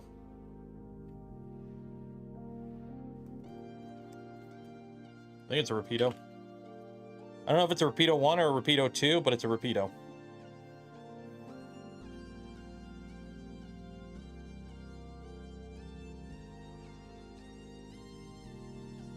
Oh, wait, we might have to redo this.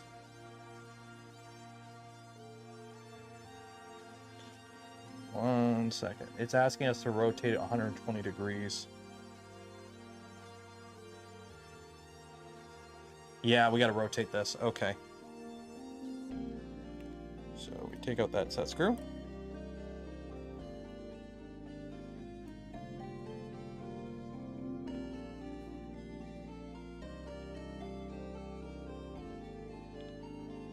Okay.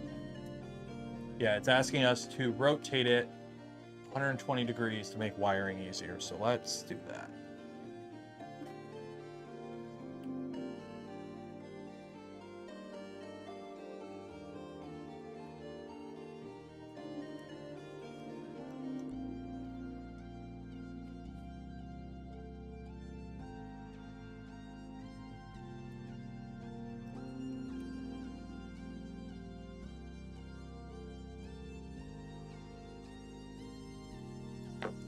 So this goes from there. We want it to go here.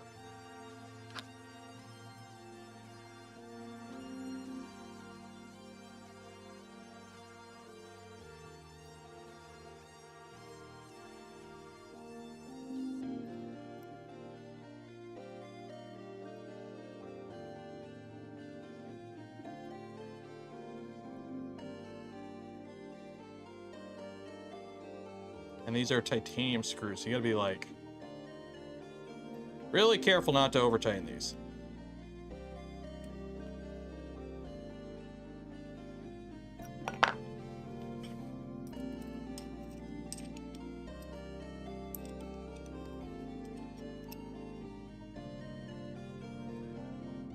Okay.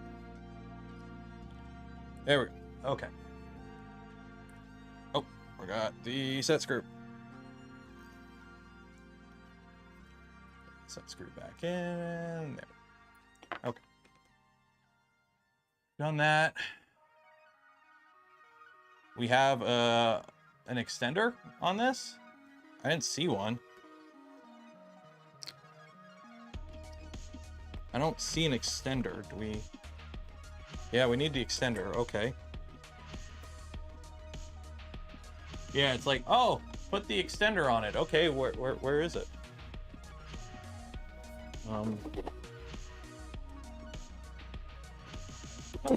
Wow, they gave me Allen keys. I could have looked at that earlier. I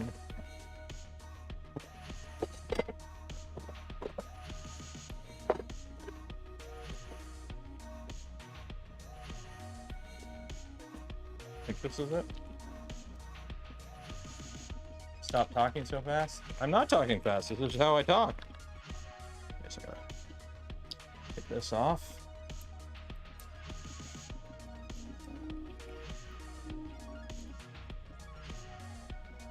Alright, so we take nozzle off, and then we have this extension one here.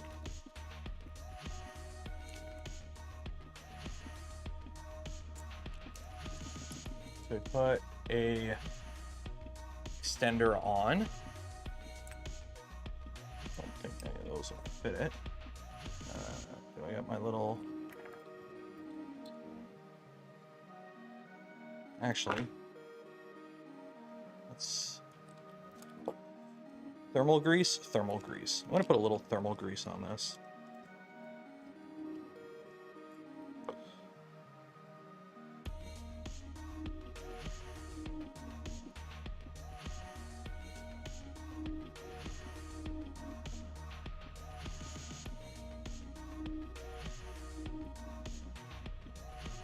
Yep.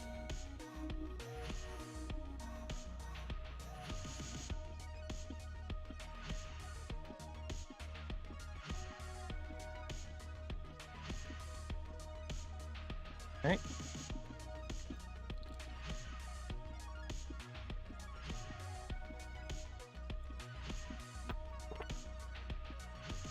Then got a fancier nozzle.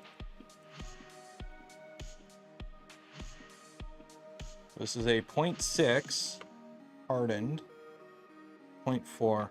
We're going to put the 0.6 in here. So it's a 0.6 nozzle. It's a hardened 0.6 nozzle. Make sure we remember that, class, that this has a 0.6 nozzle in it.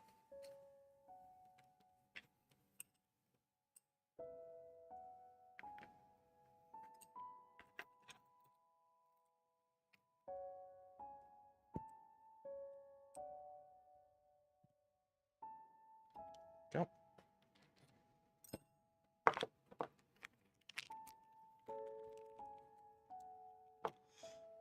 Put the extension sock on. There we go.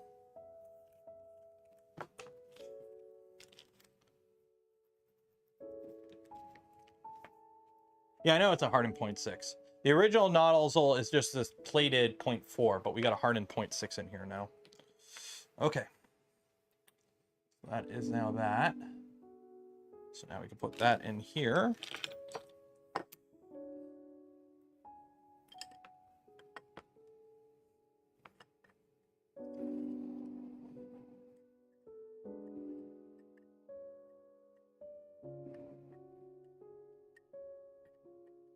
How's that supposed to go around that? That doesn't work. I gotta cut that zip tie. I'm gonna cut that. Should I cut that zip tie? It's supposed to go underneath. Like, if you look at the image, the wires go underneath. Oh wait, maybe I gotta. They go like that, I think. Yeah. Okay, and then M2.58. I think these are M2.5s.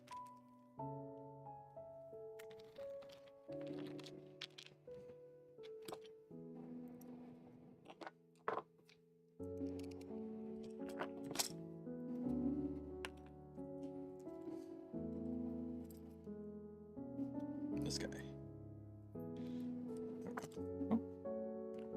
There we go.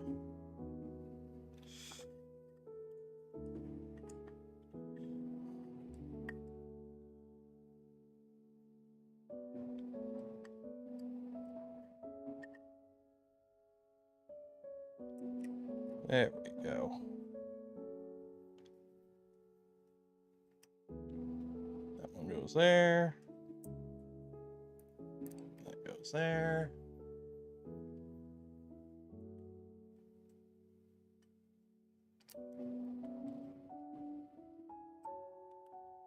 Back on. So how am I supposed to? Yeah, see this? Yeah, I guess that'll work. And then we kind of have to make this come up here.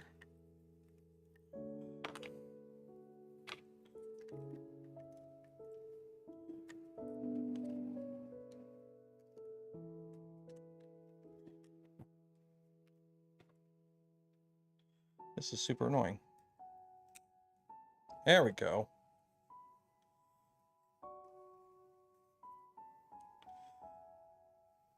That'll work. That'll work. That'll work.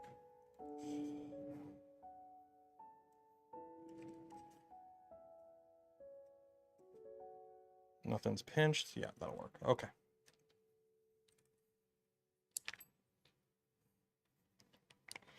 That goes there. That goes there.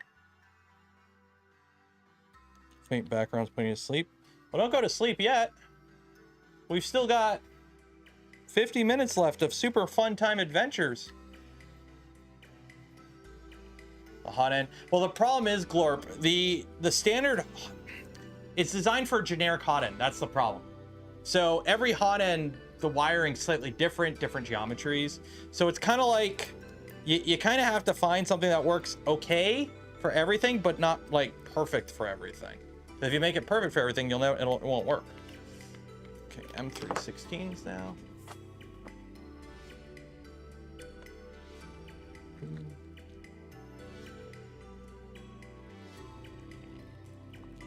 Does anyone offer? No. I ask random stuff and I repeat the questions all the time. It's just so I have something to reference if you go, hey, I won, and I go, okay, what did you put for your answer? And if you don't know, I can go, well, you're faking it. Have I tried a tungsten carbide? I have. They're okay. I mean, the problem is you're not going to see like night and day difference with them. It's like, okay, they're better than a normal hardened nozzle. Like, it depends on your use case. It's one of those things that really depends on your use case. Do you print like the one spool of abrasive material a year? Okay, it's probably overkill for you. You don't need it. Do you print nothing but abrasive stuff all day, every day? Okay, something like that, or Diamond X or something like that make more sense. It really depends on your use case.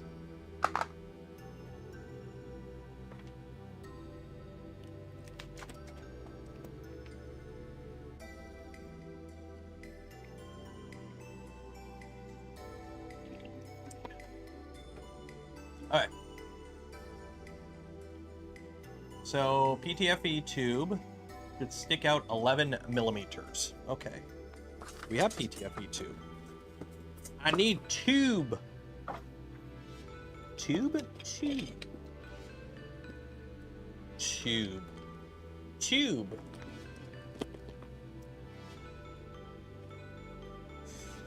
Tube. So it needs to stick out 11 millimeters.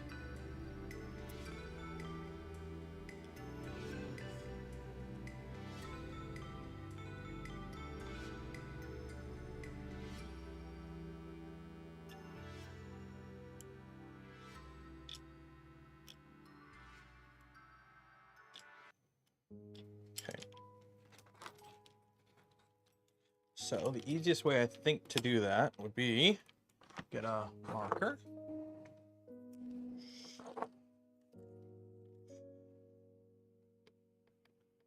And that ain't gonna work too well. Orange marker maybe? That'll work. No, it won't. Problem with PTFE, nothing sticks to it. It's, wonder why they use it in non-stick stuff. Anyways.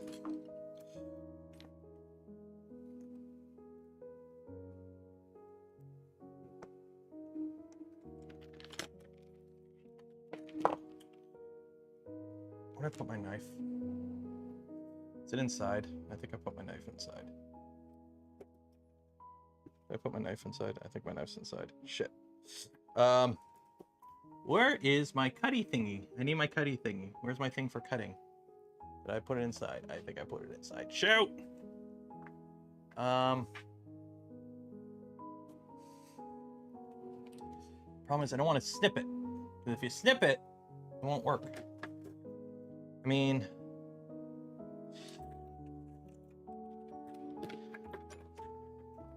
I have a filament cutter. I don't know where it's at, though.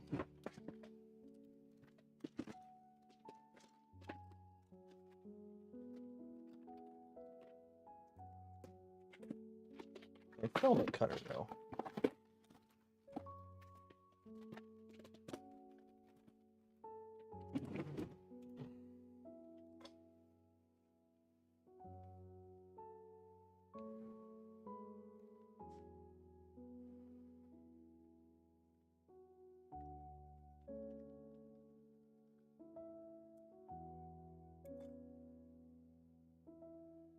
That works.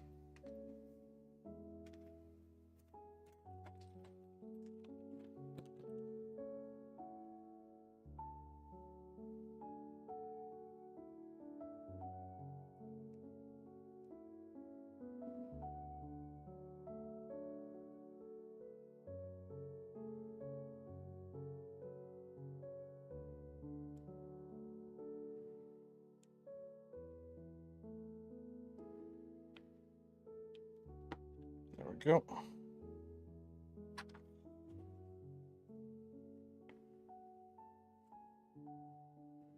I know exactly where my knife is. It's out back on my back patio because I was using it yesterday.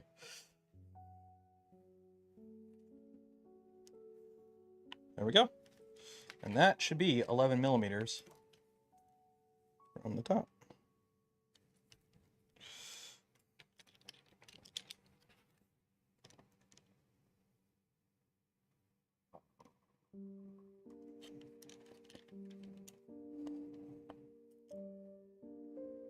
It's 11.8.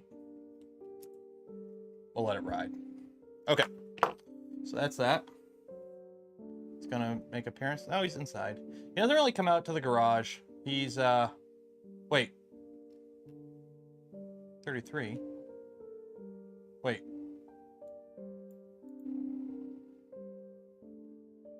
Oh, it's 33 millimeters total and 11 millimeters above the top. Okay.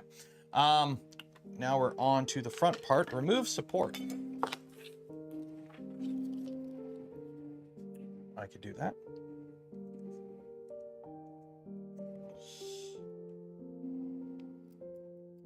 Doggo is getting old and he doesn't really do much other than lounge lately, I'll be honest.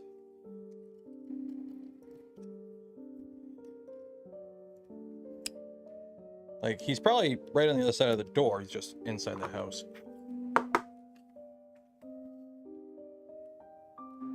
Okay, so now we got to put this... Oh, God, the LEDs. Did they make up LEDs for this? I guess they did. Okay. Where are the LEDs for this? Right here. So we got this. We have clear accent parts, which are going to be in here.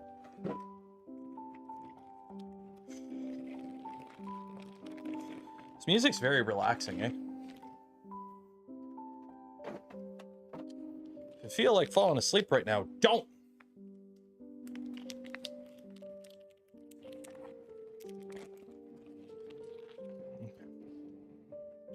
So how does this go?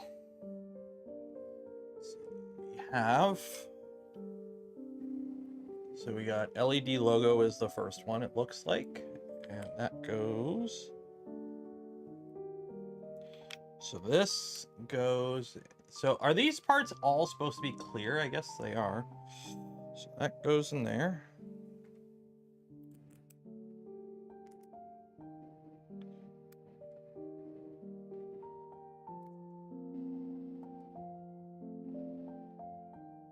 Okay.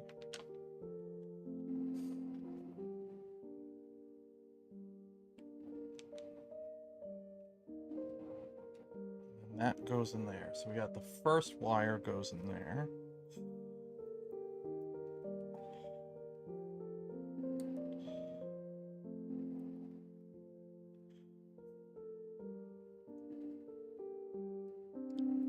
I'll be honest, it's been quite a while since I've actually done wiring on this.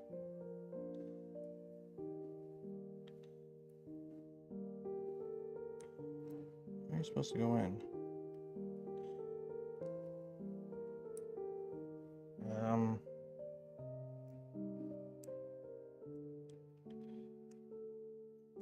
feel like I'm gonna break it.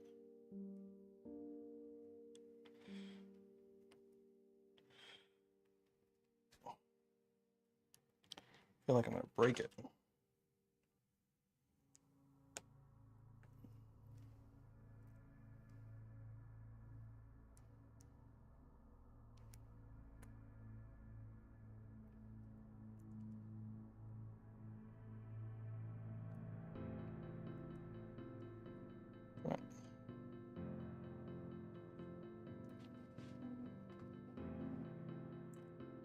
Oh, this is. Oh, I got a feeling I'm gonna break this.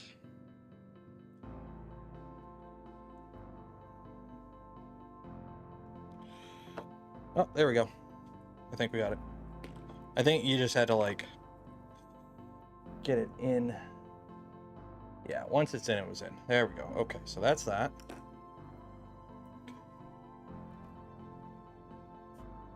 Okay, so if that's the logo LED, tool head right is the middle and tool head left. So tool head right, so tool head left goes in here.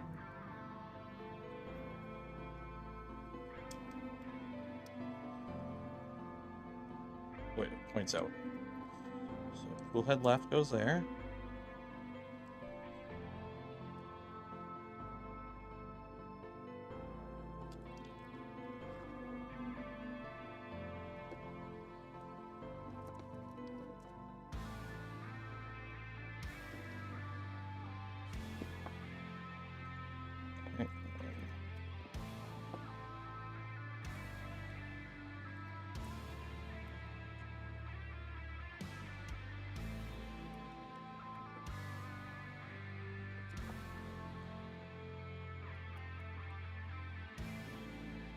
Okay.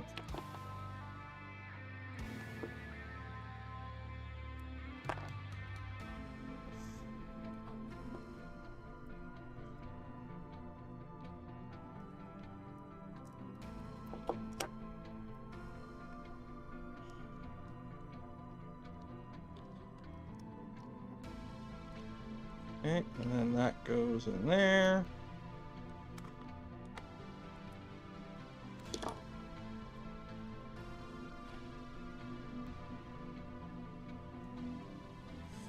Then this goes in first.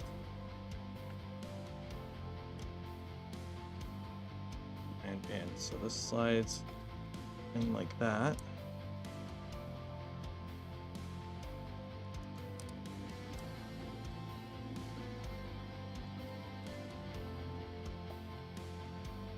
Okay. Put that down.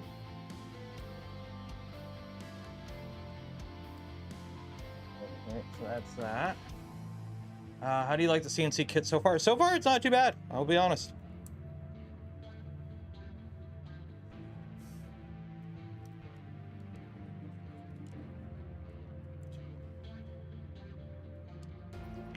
Then that goes in.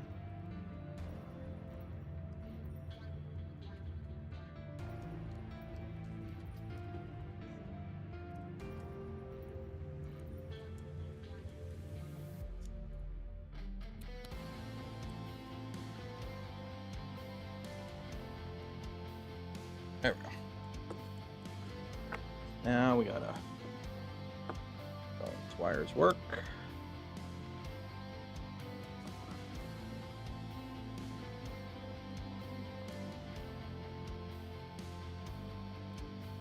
There we go. So there's that.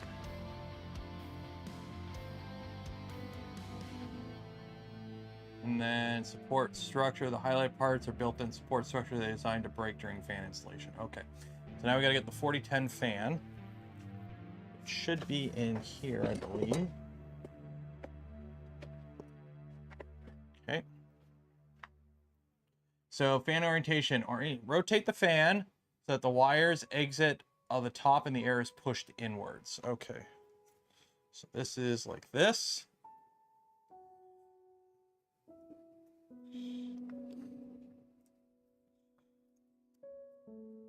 And you slide it in from the bottom, and then that snaps into position.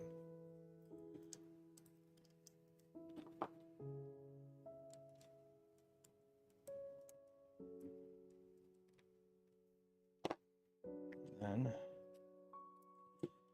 also wire goes through this, and there we go. So there we go. So we got 1, 2, 3. We got all our lights in there, LEDs. That's all that. Okay. Yeah, normally I don't install the toolhead LEDs, but this is what the kit comes with. And whenever we do a kit build, I use what the kits come with because that's just how we roll. Oh, look how cute and short that little wire is. Look at the little pigtail wire. It's so cute. Okay. So we got to disassemble this. So the easiest way I find to do that is to just cut the tabs off. Make sure you launch all the parts into your eye. Take the lid off. Whoop. In the bin. And then we need to remove the screw holding parts. The snips. Launch it at the camera. Let go.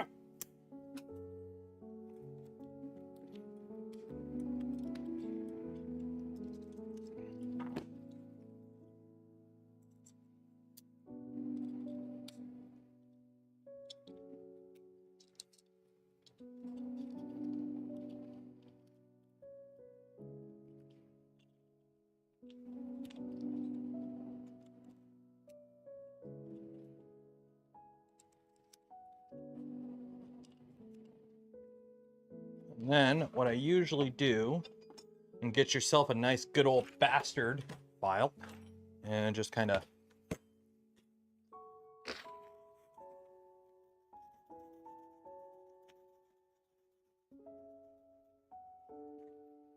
try not to push on the fan. When you're doing this, hold the actual like frame. Don't hold the actual fan itself, because the last thing you want to do is break your fan motor.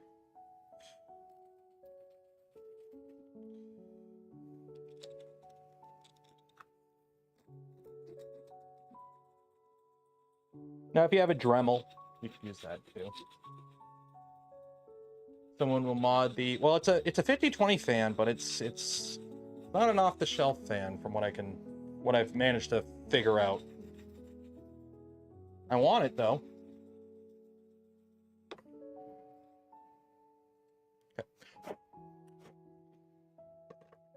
Okay. And that goes in like that.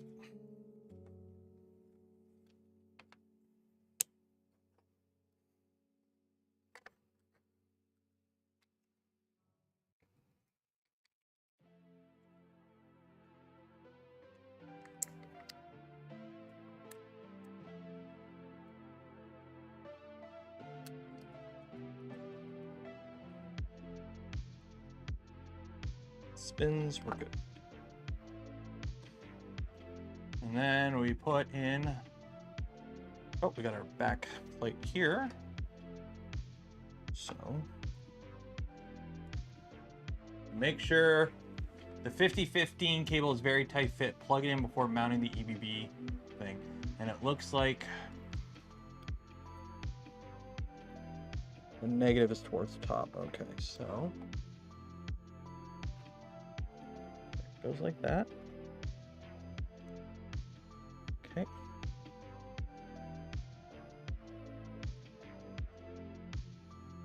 I supposed to?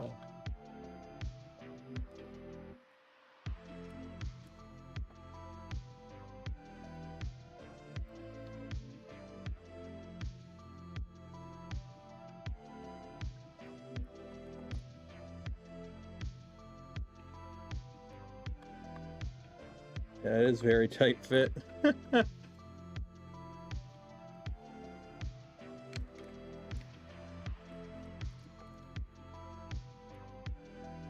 That shows it coming over the top, though.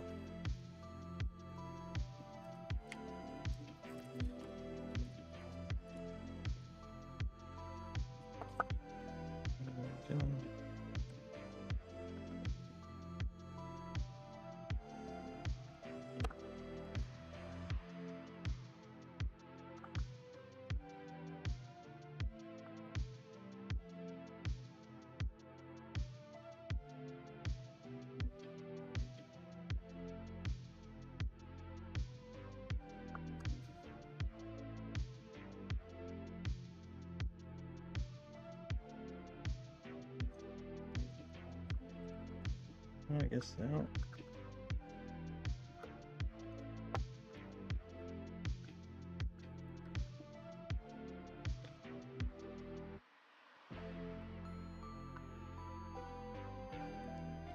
Look how close it is. Look how close it is. It does not want to go in there. Okay.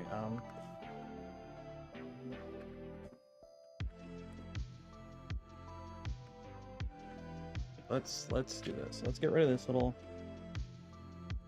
tab here.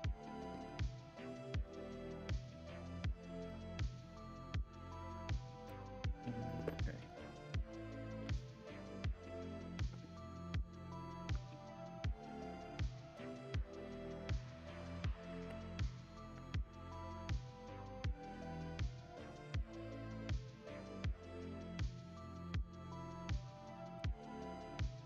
The problem is that doesn't want to. Okay, let's try this.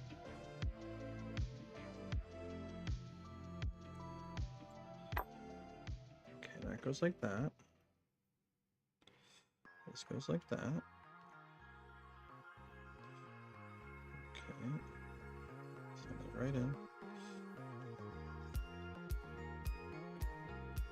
Okay. Yeah. So the problem is it's not sitting flat enough. It's not sitting flat, that's the problem. Because it's showing this as coming up and over, okay? But it doesn't. There's literally no way for that to mount the way they want it to mount. The wire is too short by like enough that it's not going to work.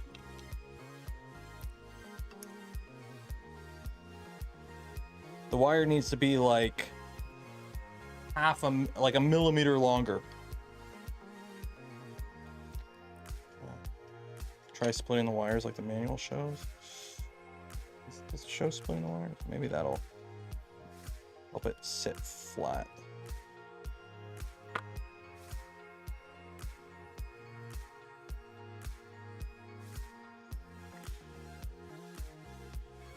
Let's try this again.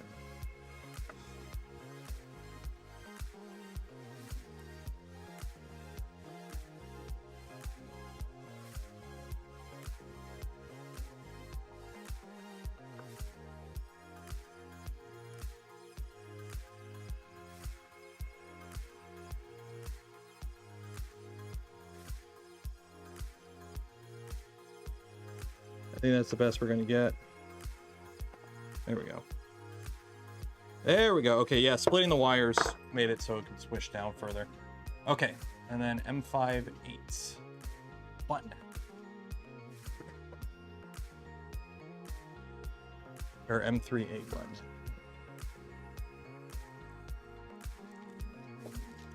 There we go. There we go.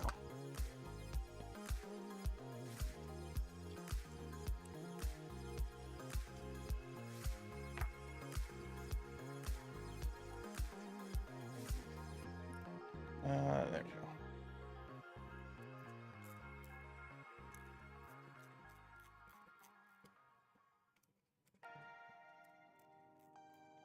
Still not a huge fan of that way, but at least it'll somewhat hold, hopefully.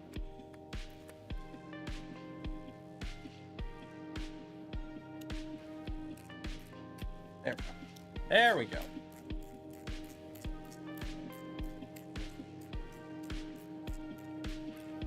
There we go.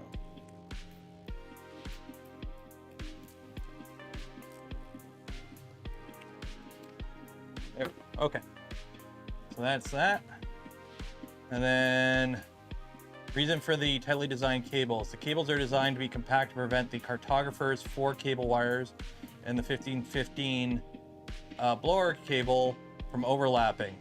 Oh. Well, too bad that's going to overlap because there's no way in hell that was going to fit. Anyways, okay, so next we've got the LEDs. So the fan goes into there.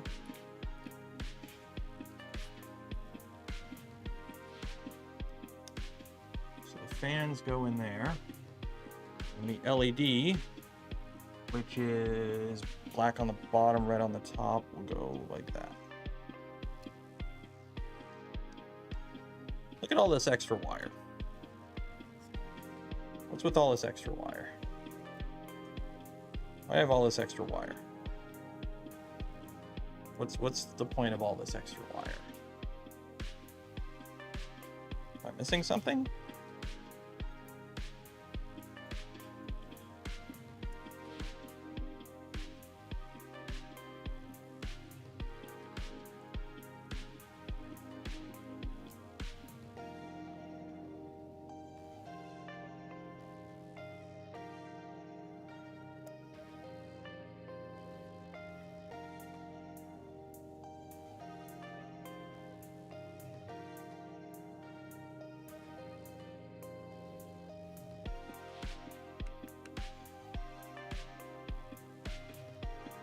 There we go. Okay, so that's that.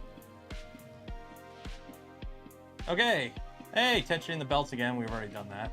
Okay, now we need to attach this, the UHF extension block and the cartographer probe. Okay.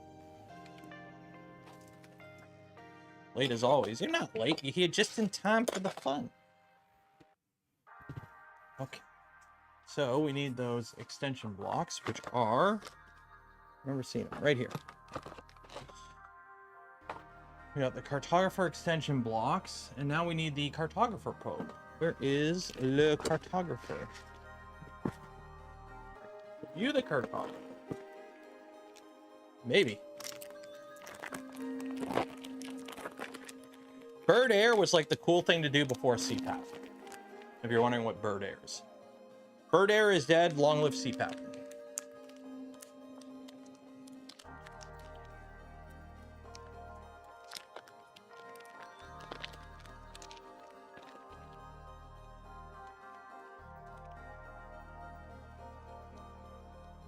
So here is the probe that we use. It is a eddy current probe, the cartographer. So that's the probe we're using. We need M312s. Button heads. Button head or socket head? Button head.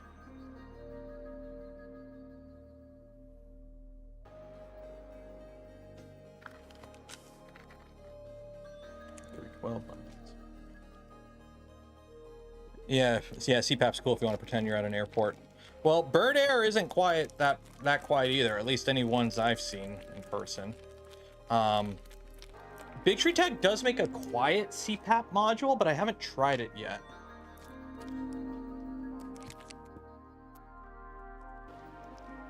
What's louder, CPAP or Volumetron? It depends on your setup. It depends on what components you sourced. Is the printer enclosed or not? Where your CPAP's drawing air from? Like, one of the reasons the FL Sun S1 and the T1 are so freaking loud is because it draws air for the CPAP from outside the machine. So it just sucking up air. Okay, this is gonna be annoying. So this attaches here, but I need to space that, and then I gotta drop the bed on this. Ugh. 1, 2, 3, 4. 1, 2, 3, 4. 1, 2, 3. 2, 3. 2, 3. 2, 3. 2, 3. 2, 3. 1, 2, 3, 4, 5. 4, 5. That'll work.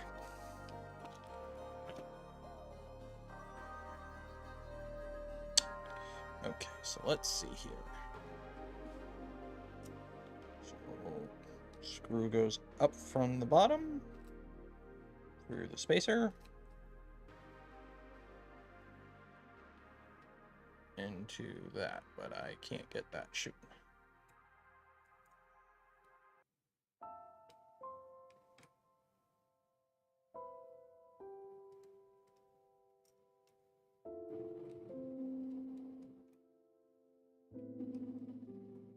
Aren't you going in? Aren't you going in the hole? Go in the hole. I don't think we have the right size screw here.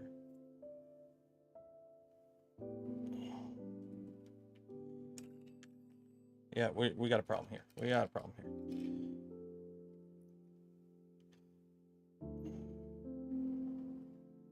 Do they not tap these? Is there's like a, 1 second here. Yeah. I know you're in here.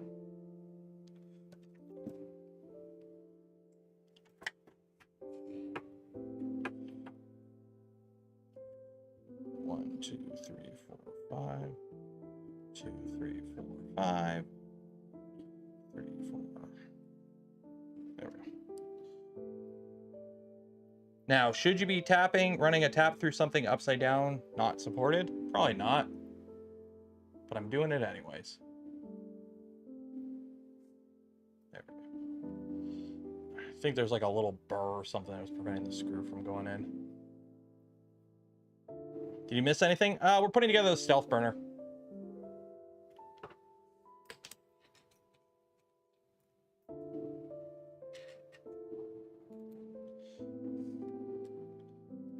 Also, it doesn't help that the screw I don't think is long enough. No, yeah. So it's calling using a M3 screw. But or an M312. There is nowhere near enough meat on this. It needs to be like an M314 almost. Like, I don't know if you could see. There's really not a lot of meat there for that screw to bite in. There ain't a lot of meat there. So we're gonna change the screw size. We're gonna go up a size. We're gonna go to M316, I think. 312.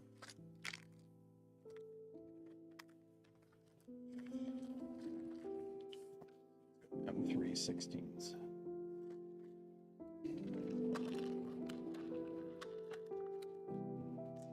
A little bit more meat. Meat on the potatoes.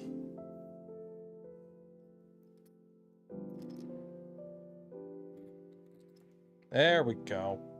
Well, they're tapped deep enough to take M316, so they should be okay. Dang it, that ain't gonna fit.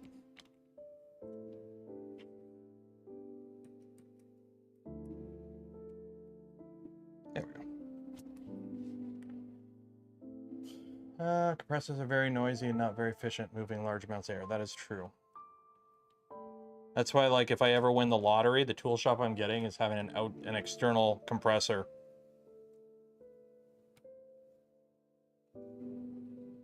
There we go. Okay.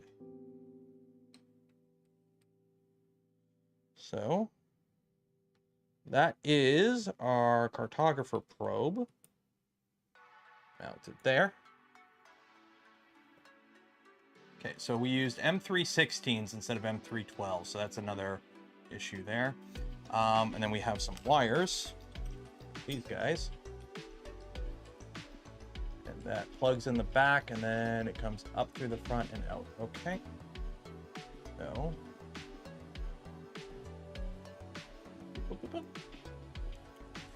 that plugs in. So we're going to come through that hole.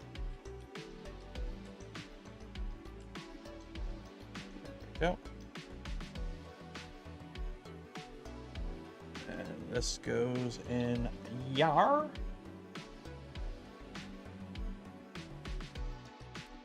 And there we go. So that is plugged in there.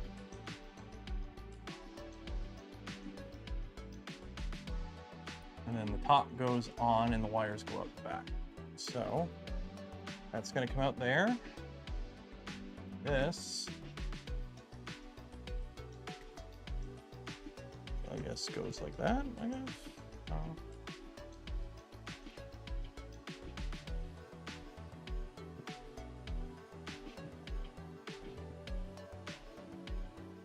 Sure.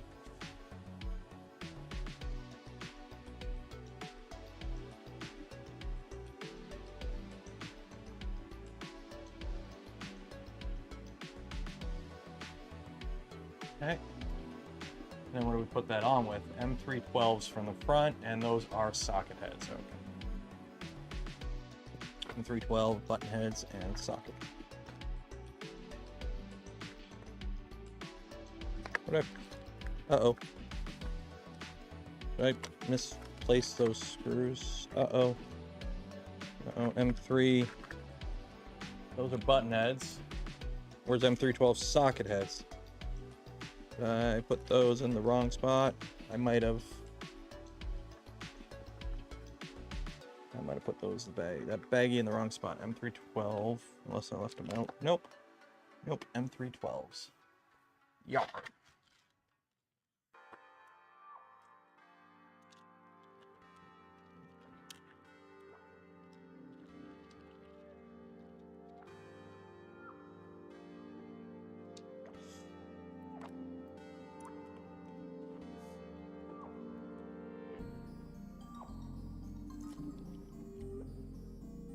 Okay.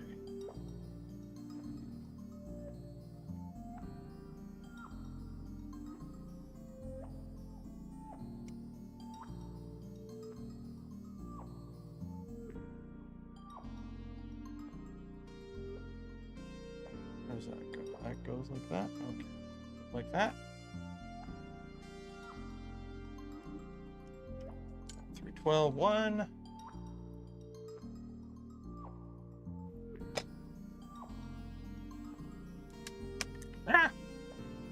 We just received our Ultimaker Factor 4 and it did a 6 centimeter benching in an hour. Is that good? Or I have no idea. What's the Factor 4?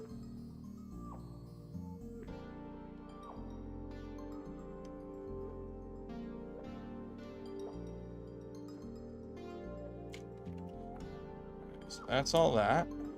Nothing's pinched. Good there. Okay. We've attached that with M312s. Then M36s go in, or M38 socket heads go in there. Oh, they're the retention stuff that it goes. 3/8s.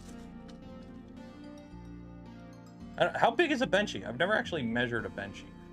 I have no idea what the actual dimensions of a benchy are supposed to be. They're benchy width.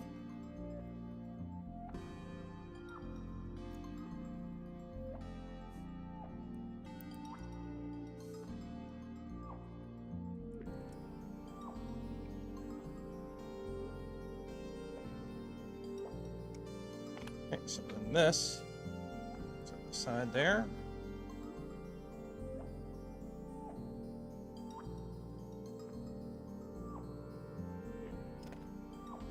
It's gonna be a little awkward. 1 second here. Build volume. I don't know. Okay. I'm gonna let you in on a little secret. Okay. Build volume barely has anything to do when it comes to printer cost. Okay. Y'all need to stop like looking at a printer and judging it based on just its cost and its build volume. Okay. The Pantheon is 300 millimeters cubed and it costs 10 grand. Okay. It's very cheap to make a machine bigger because you've already paid for the motors, the power supply, the electronics, the tool head. All you need to make a bigger printer is like, ooh, buy extrusions 50 millimeters longer and a 50 millimeter bigger bed. Print volume to print cost isn't logarithmic. Just because you spent a lot of money on a printer doesn't make it an expensive printer. Or a big printer. That might not be the design goal. Like, yeah. I need to find a knife because this is just too long. Where's my knife? Where's my knife? It's out back. I know exactly where my knife is. It's out back. That's the problem.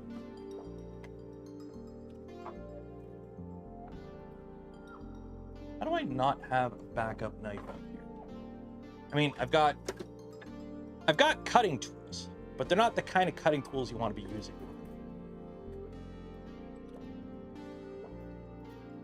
How do I not have another knife out here? I mean, I have the knife the little guy brought out, but that's just a freaking butter knife. Do I got something in here? What do I got in here? Nope. The funny thing is, I have blades. I bought a bunch of blades, and I don't know where I put them.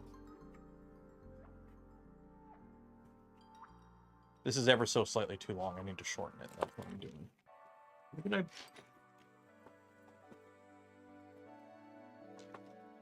at There's the knives. Okay. Ah! Ah! It's like I knew I had a blade somewhere. I just didn't know where. Okay, so I got to take off just a hair of this.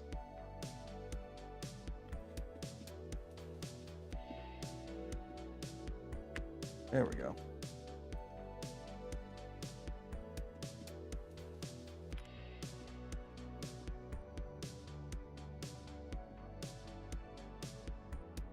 There we go. There we go. Okay.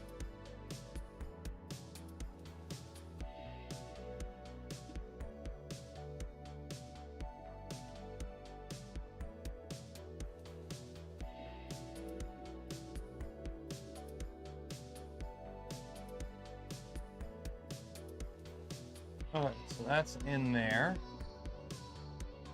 And then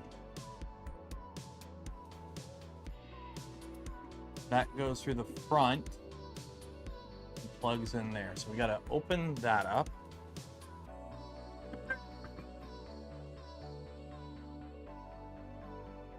Okay, so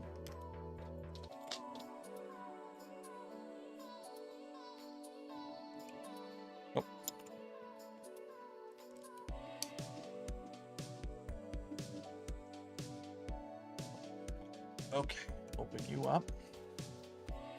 So we take all these wires and they are going to go up through this. Okay, so let's separate all of you.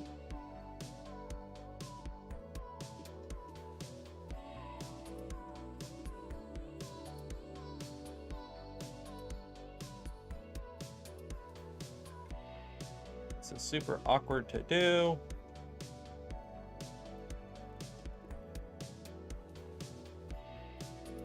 Okay, there we go. So we got all these wires. So these wires, they come up through that little spot there. So let's yeah, they got to come up through there. So let's do this. This is getting really annoying moving this around.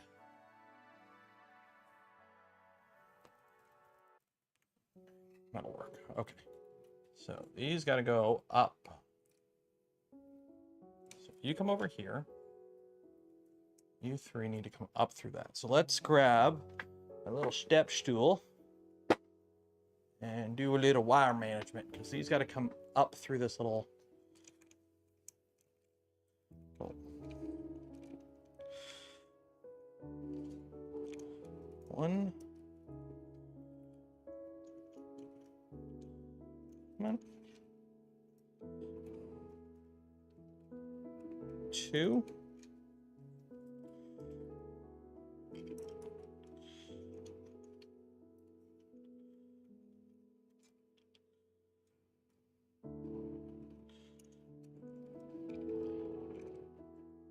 Yep, come on.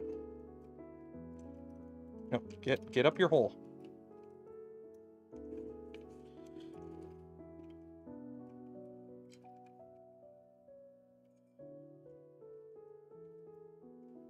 Three. And I think we got one left. Yeah, one left. Four. Okay. So that's those four. Now we need to attach them to this. And it looks like the order of wiring is black, white, yellow, red.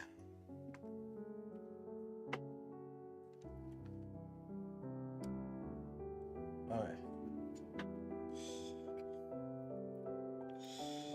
Oh, it's gonna be annoying. It's gonna be annoying.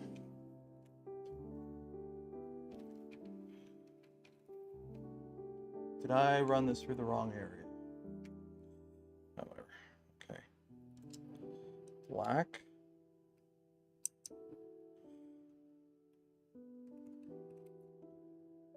White.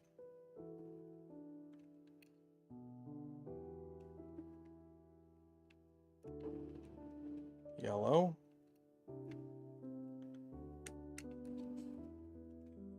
and red.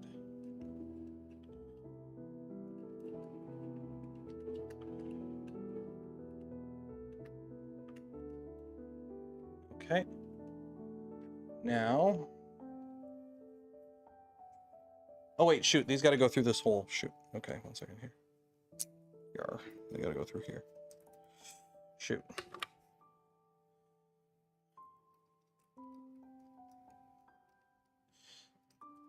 For some reason, they mounted the cartographer to the front toolhead board.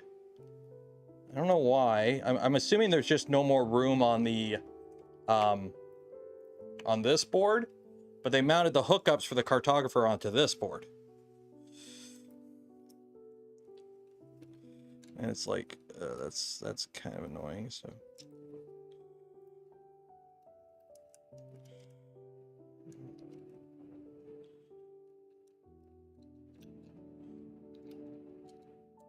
red,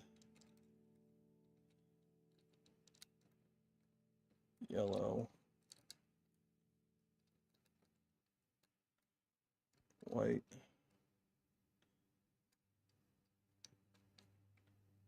black. There we go. Okay. So goes like that.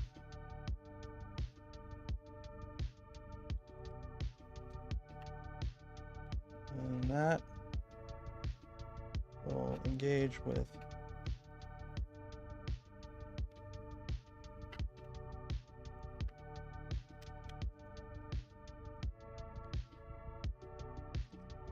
okay, so this now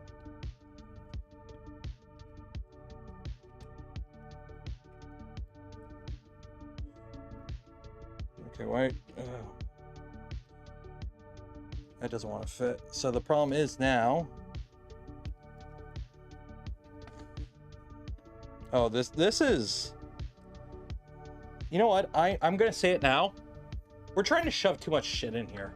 We are trying to put way too much in this tool head. This tool head design. Like I get what everyone's trying to do, and it's cool. Don't get me wrong. But like. We are way over capacity on this tool head. We are way over capacity on this tool head in terms of like, because now it's like this won't sit flat because there's a billion flippin' wires that are trying to be smushed in there. And it's like, well, you can't really make it that easy.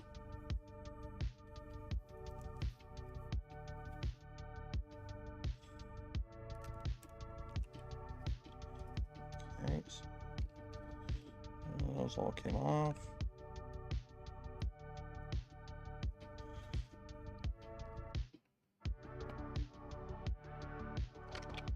There we go. Okay. Hopefully I didn't break anything sliding those wires over. Well, okay. There we go. Yeah, we're trying to fit too much. Trying to fit 20 pounds of shit in an 8-pound bag. Like, it'll work, and you can make it work, as I've just shown you. But it is like, it is getting tight. Because when they designed the stealth burner, we never designed it to have PCBs in it. We've just kind of made it work, and now it's like a pain in the butt.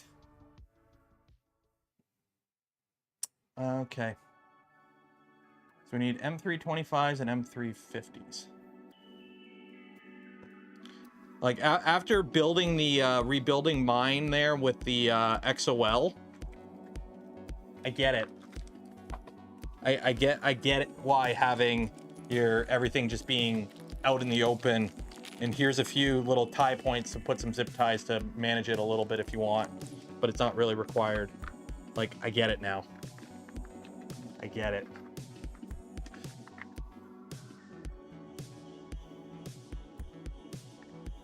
These.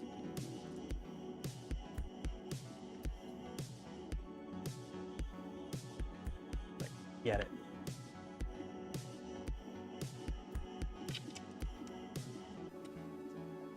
Also, what kind of sucks, I think I've... Yeah, that might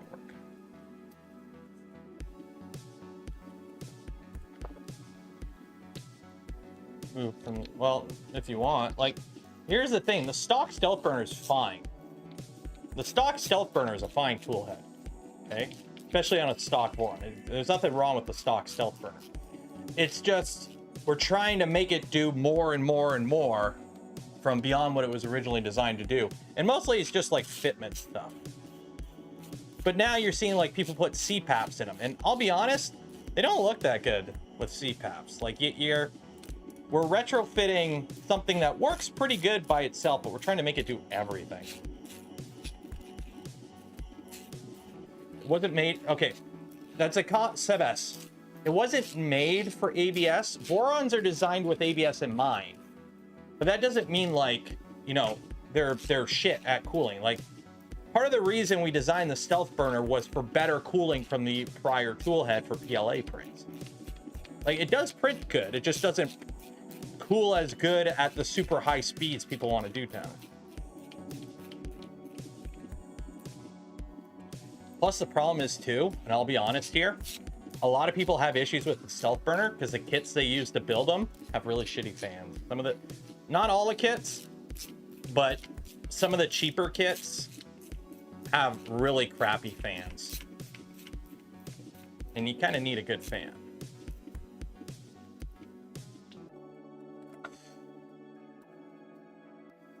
Yeah, it's not a speed focused printer. It's a printer that's designed with Core XY, but Core XY has other benefits other than speed. Simplicity, for one. If you're trying to make a nice compact design, jeez, I'm gonna freaking take everything out, sliding this around. Here. Oh shoot, we're at 5 o'clock already. Okay, let me get this done quick. Okay, so we gotta put the X, wow, these designs suck. Okay. The X-axis goes there. Okay. So this is this end stop goes here. I think. Yeah. So that end stop goes there. Okay. The Rapido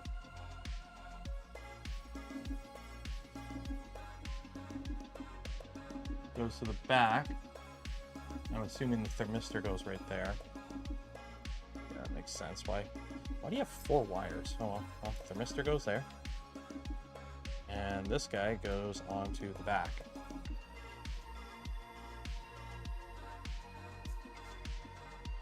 Yeah, it's right on the back.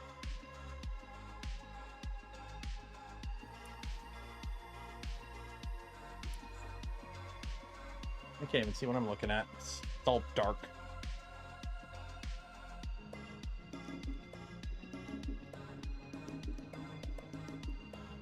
There.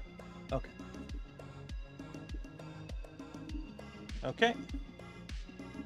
And then the stepper motor plugs in there. And that's that. Okay. So let's quickly... Oh, I can just do this, I guess.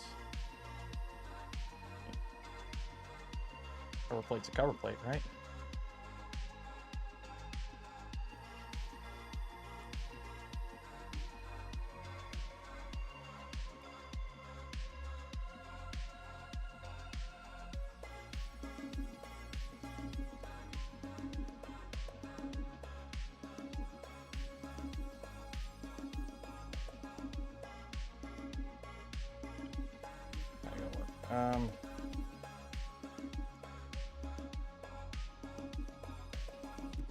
There we go.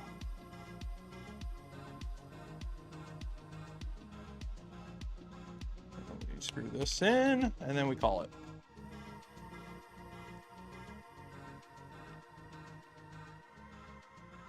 There we go. Voila. Done. Hold. Tool head. I'll work on the wire management a little bit better next time, but for now, behold, the stealth burner, the tool head is built. So the next stream, tomorrow night, we're doing wiring. I'm making waffles. And we're doing wiring. Okay. So let's do this giveaway and get this over with, because I overran the clock today. I did not realize what time it was. Wifey's gonna be hungry. Okay. If you did not enter for your chance to win some polymaker filament, I will give you like 2 minutes.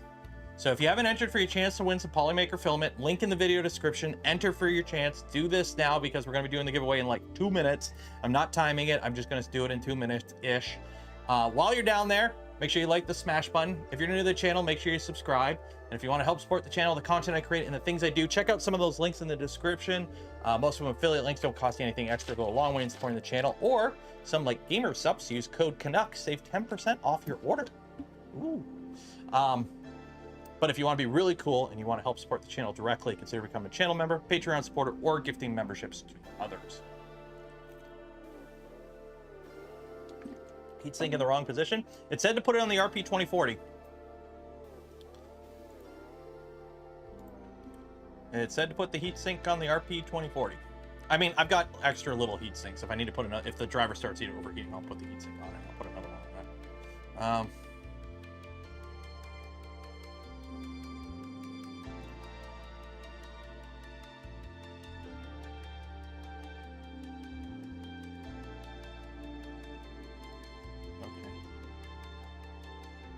Yeah, RP 2040 is good hot, yeah.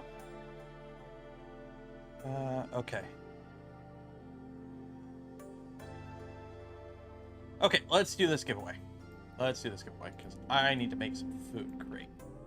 It's Friday already.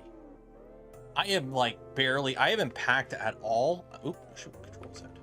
I haven't packed at all. I have to do a bunch of laundry. I've got to charge all my electronics. I gotta get ready. I gotta get ready. I need to figure out what video to do with Joel. Joel knows what video he wants to do with me. I need to figure out what video to do with Joel.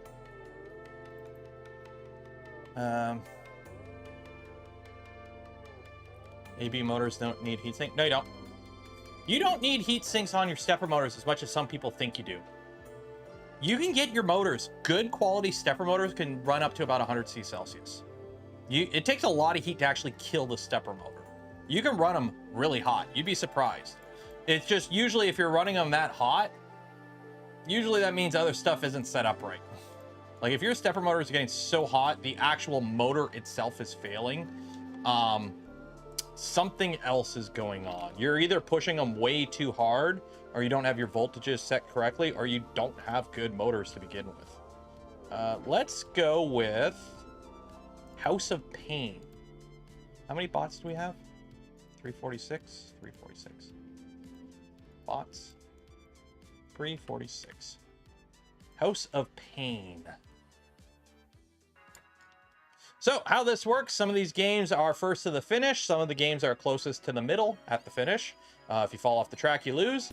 And if I tell you good luck, like you right here, Nolan, good luck, Nolan. If you win, you win. There's nothing special if I pick you and you win. You just happen to win. But good luck to Nolan.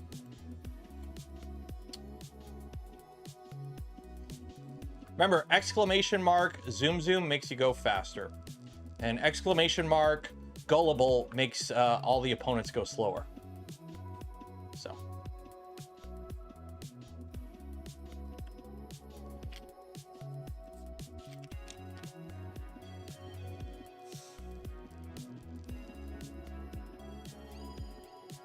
Who's in the lead? Badmouth 75. Go, Badmouth. Go, you got this. Wow, you actually got some momentum, Badmouth. You might make it. You might make it, Badmouth. Badmouth, I'm totally not going to jinx you here by saying you're going to make it. You're going to make it, Badmouth. You're going to make it, Badmouth. You've got this in the bag. I believe in you. You are totally going to make it. You are totally going to make it. You're totally not going to... Oh, nope. You bipped it. You're done. You're done. Go, Andrew. Andrew, you're totally going to make it. I believe in you, Andrew. Oh, no. Go, Jason. Go, Jason. I believe in you, Jason. You're totally going to make it, Jason. Nobody else will come in at the last minute and beat you. There you go. Congratulations, Jason. Jason Sigmund. Jason Sigmund. Sigmund? Sigmund. Sigmund. spool. Congratulations, Jason. You have won yourself a spool of filament from Polymaker. Put it here.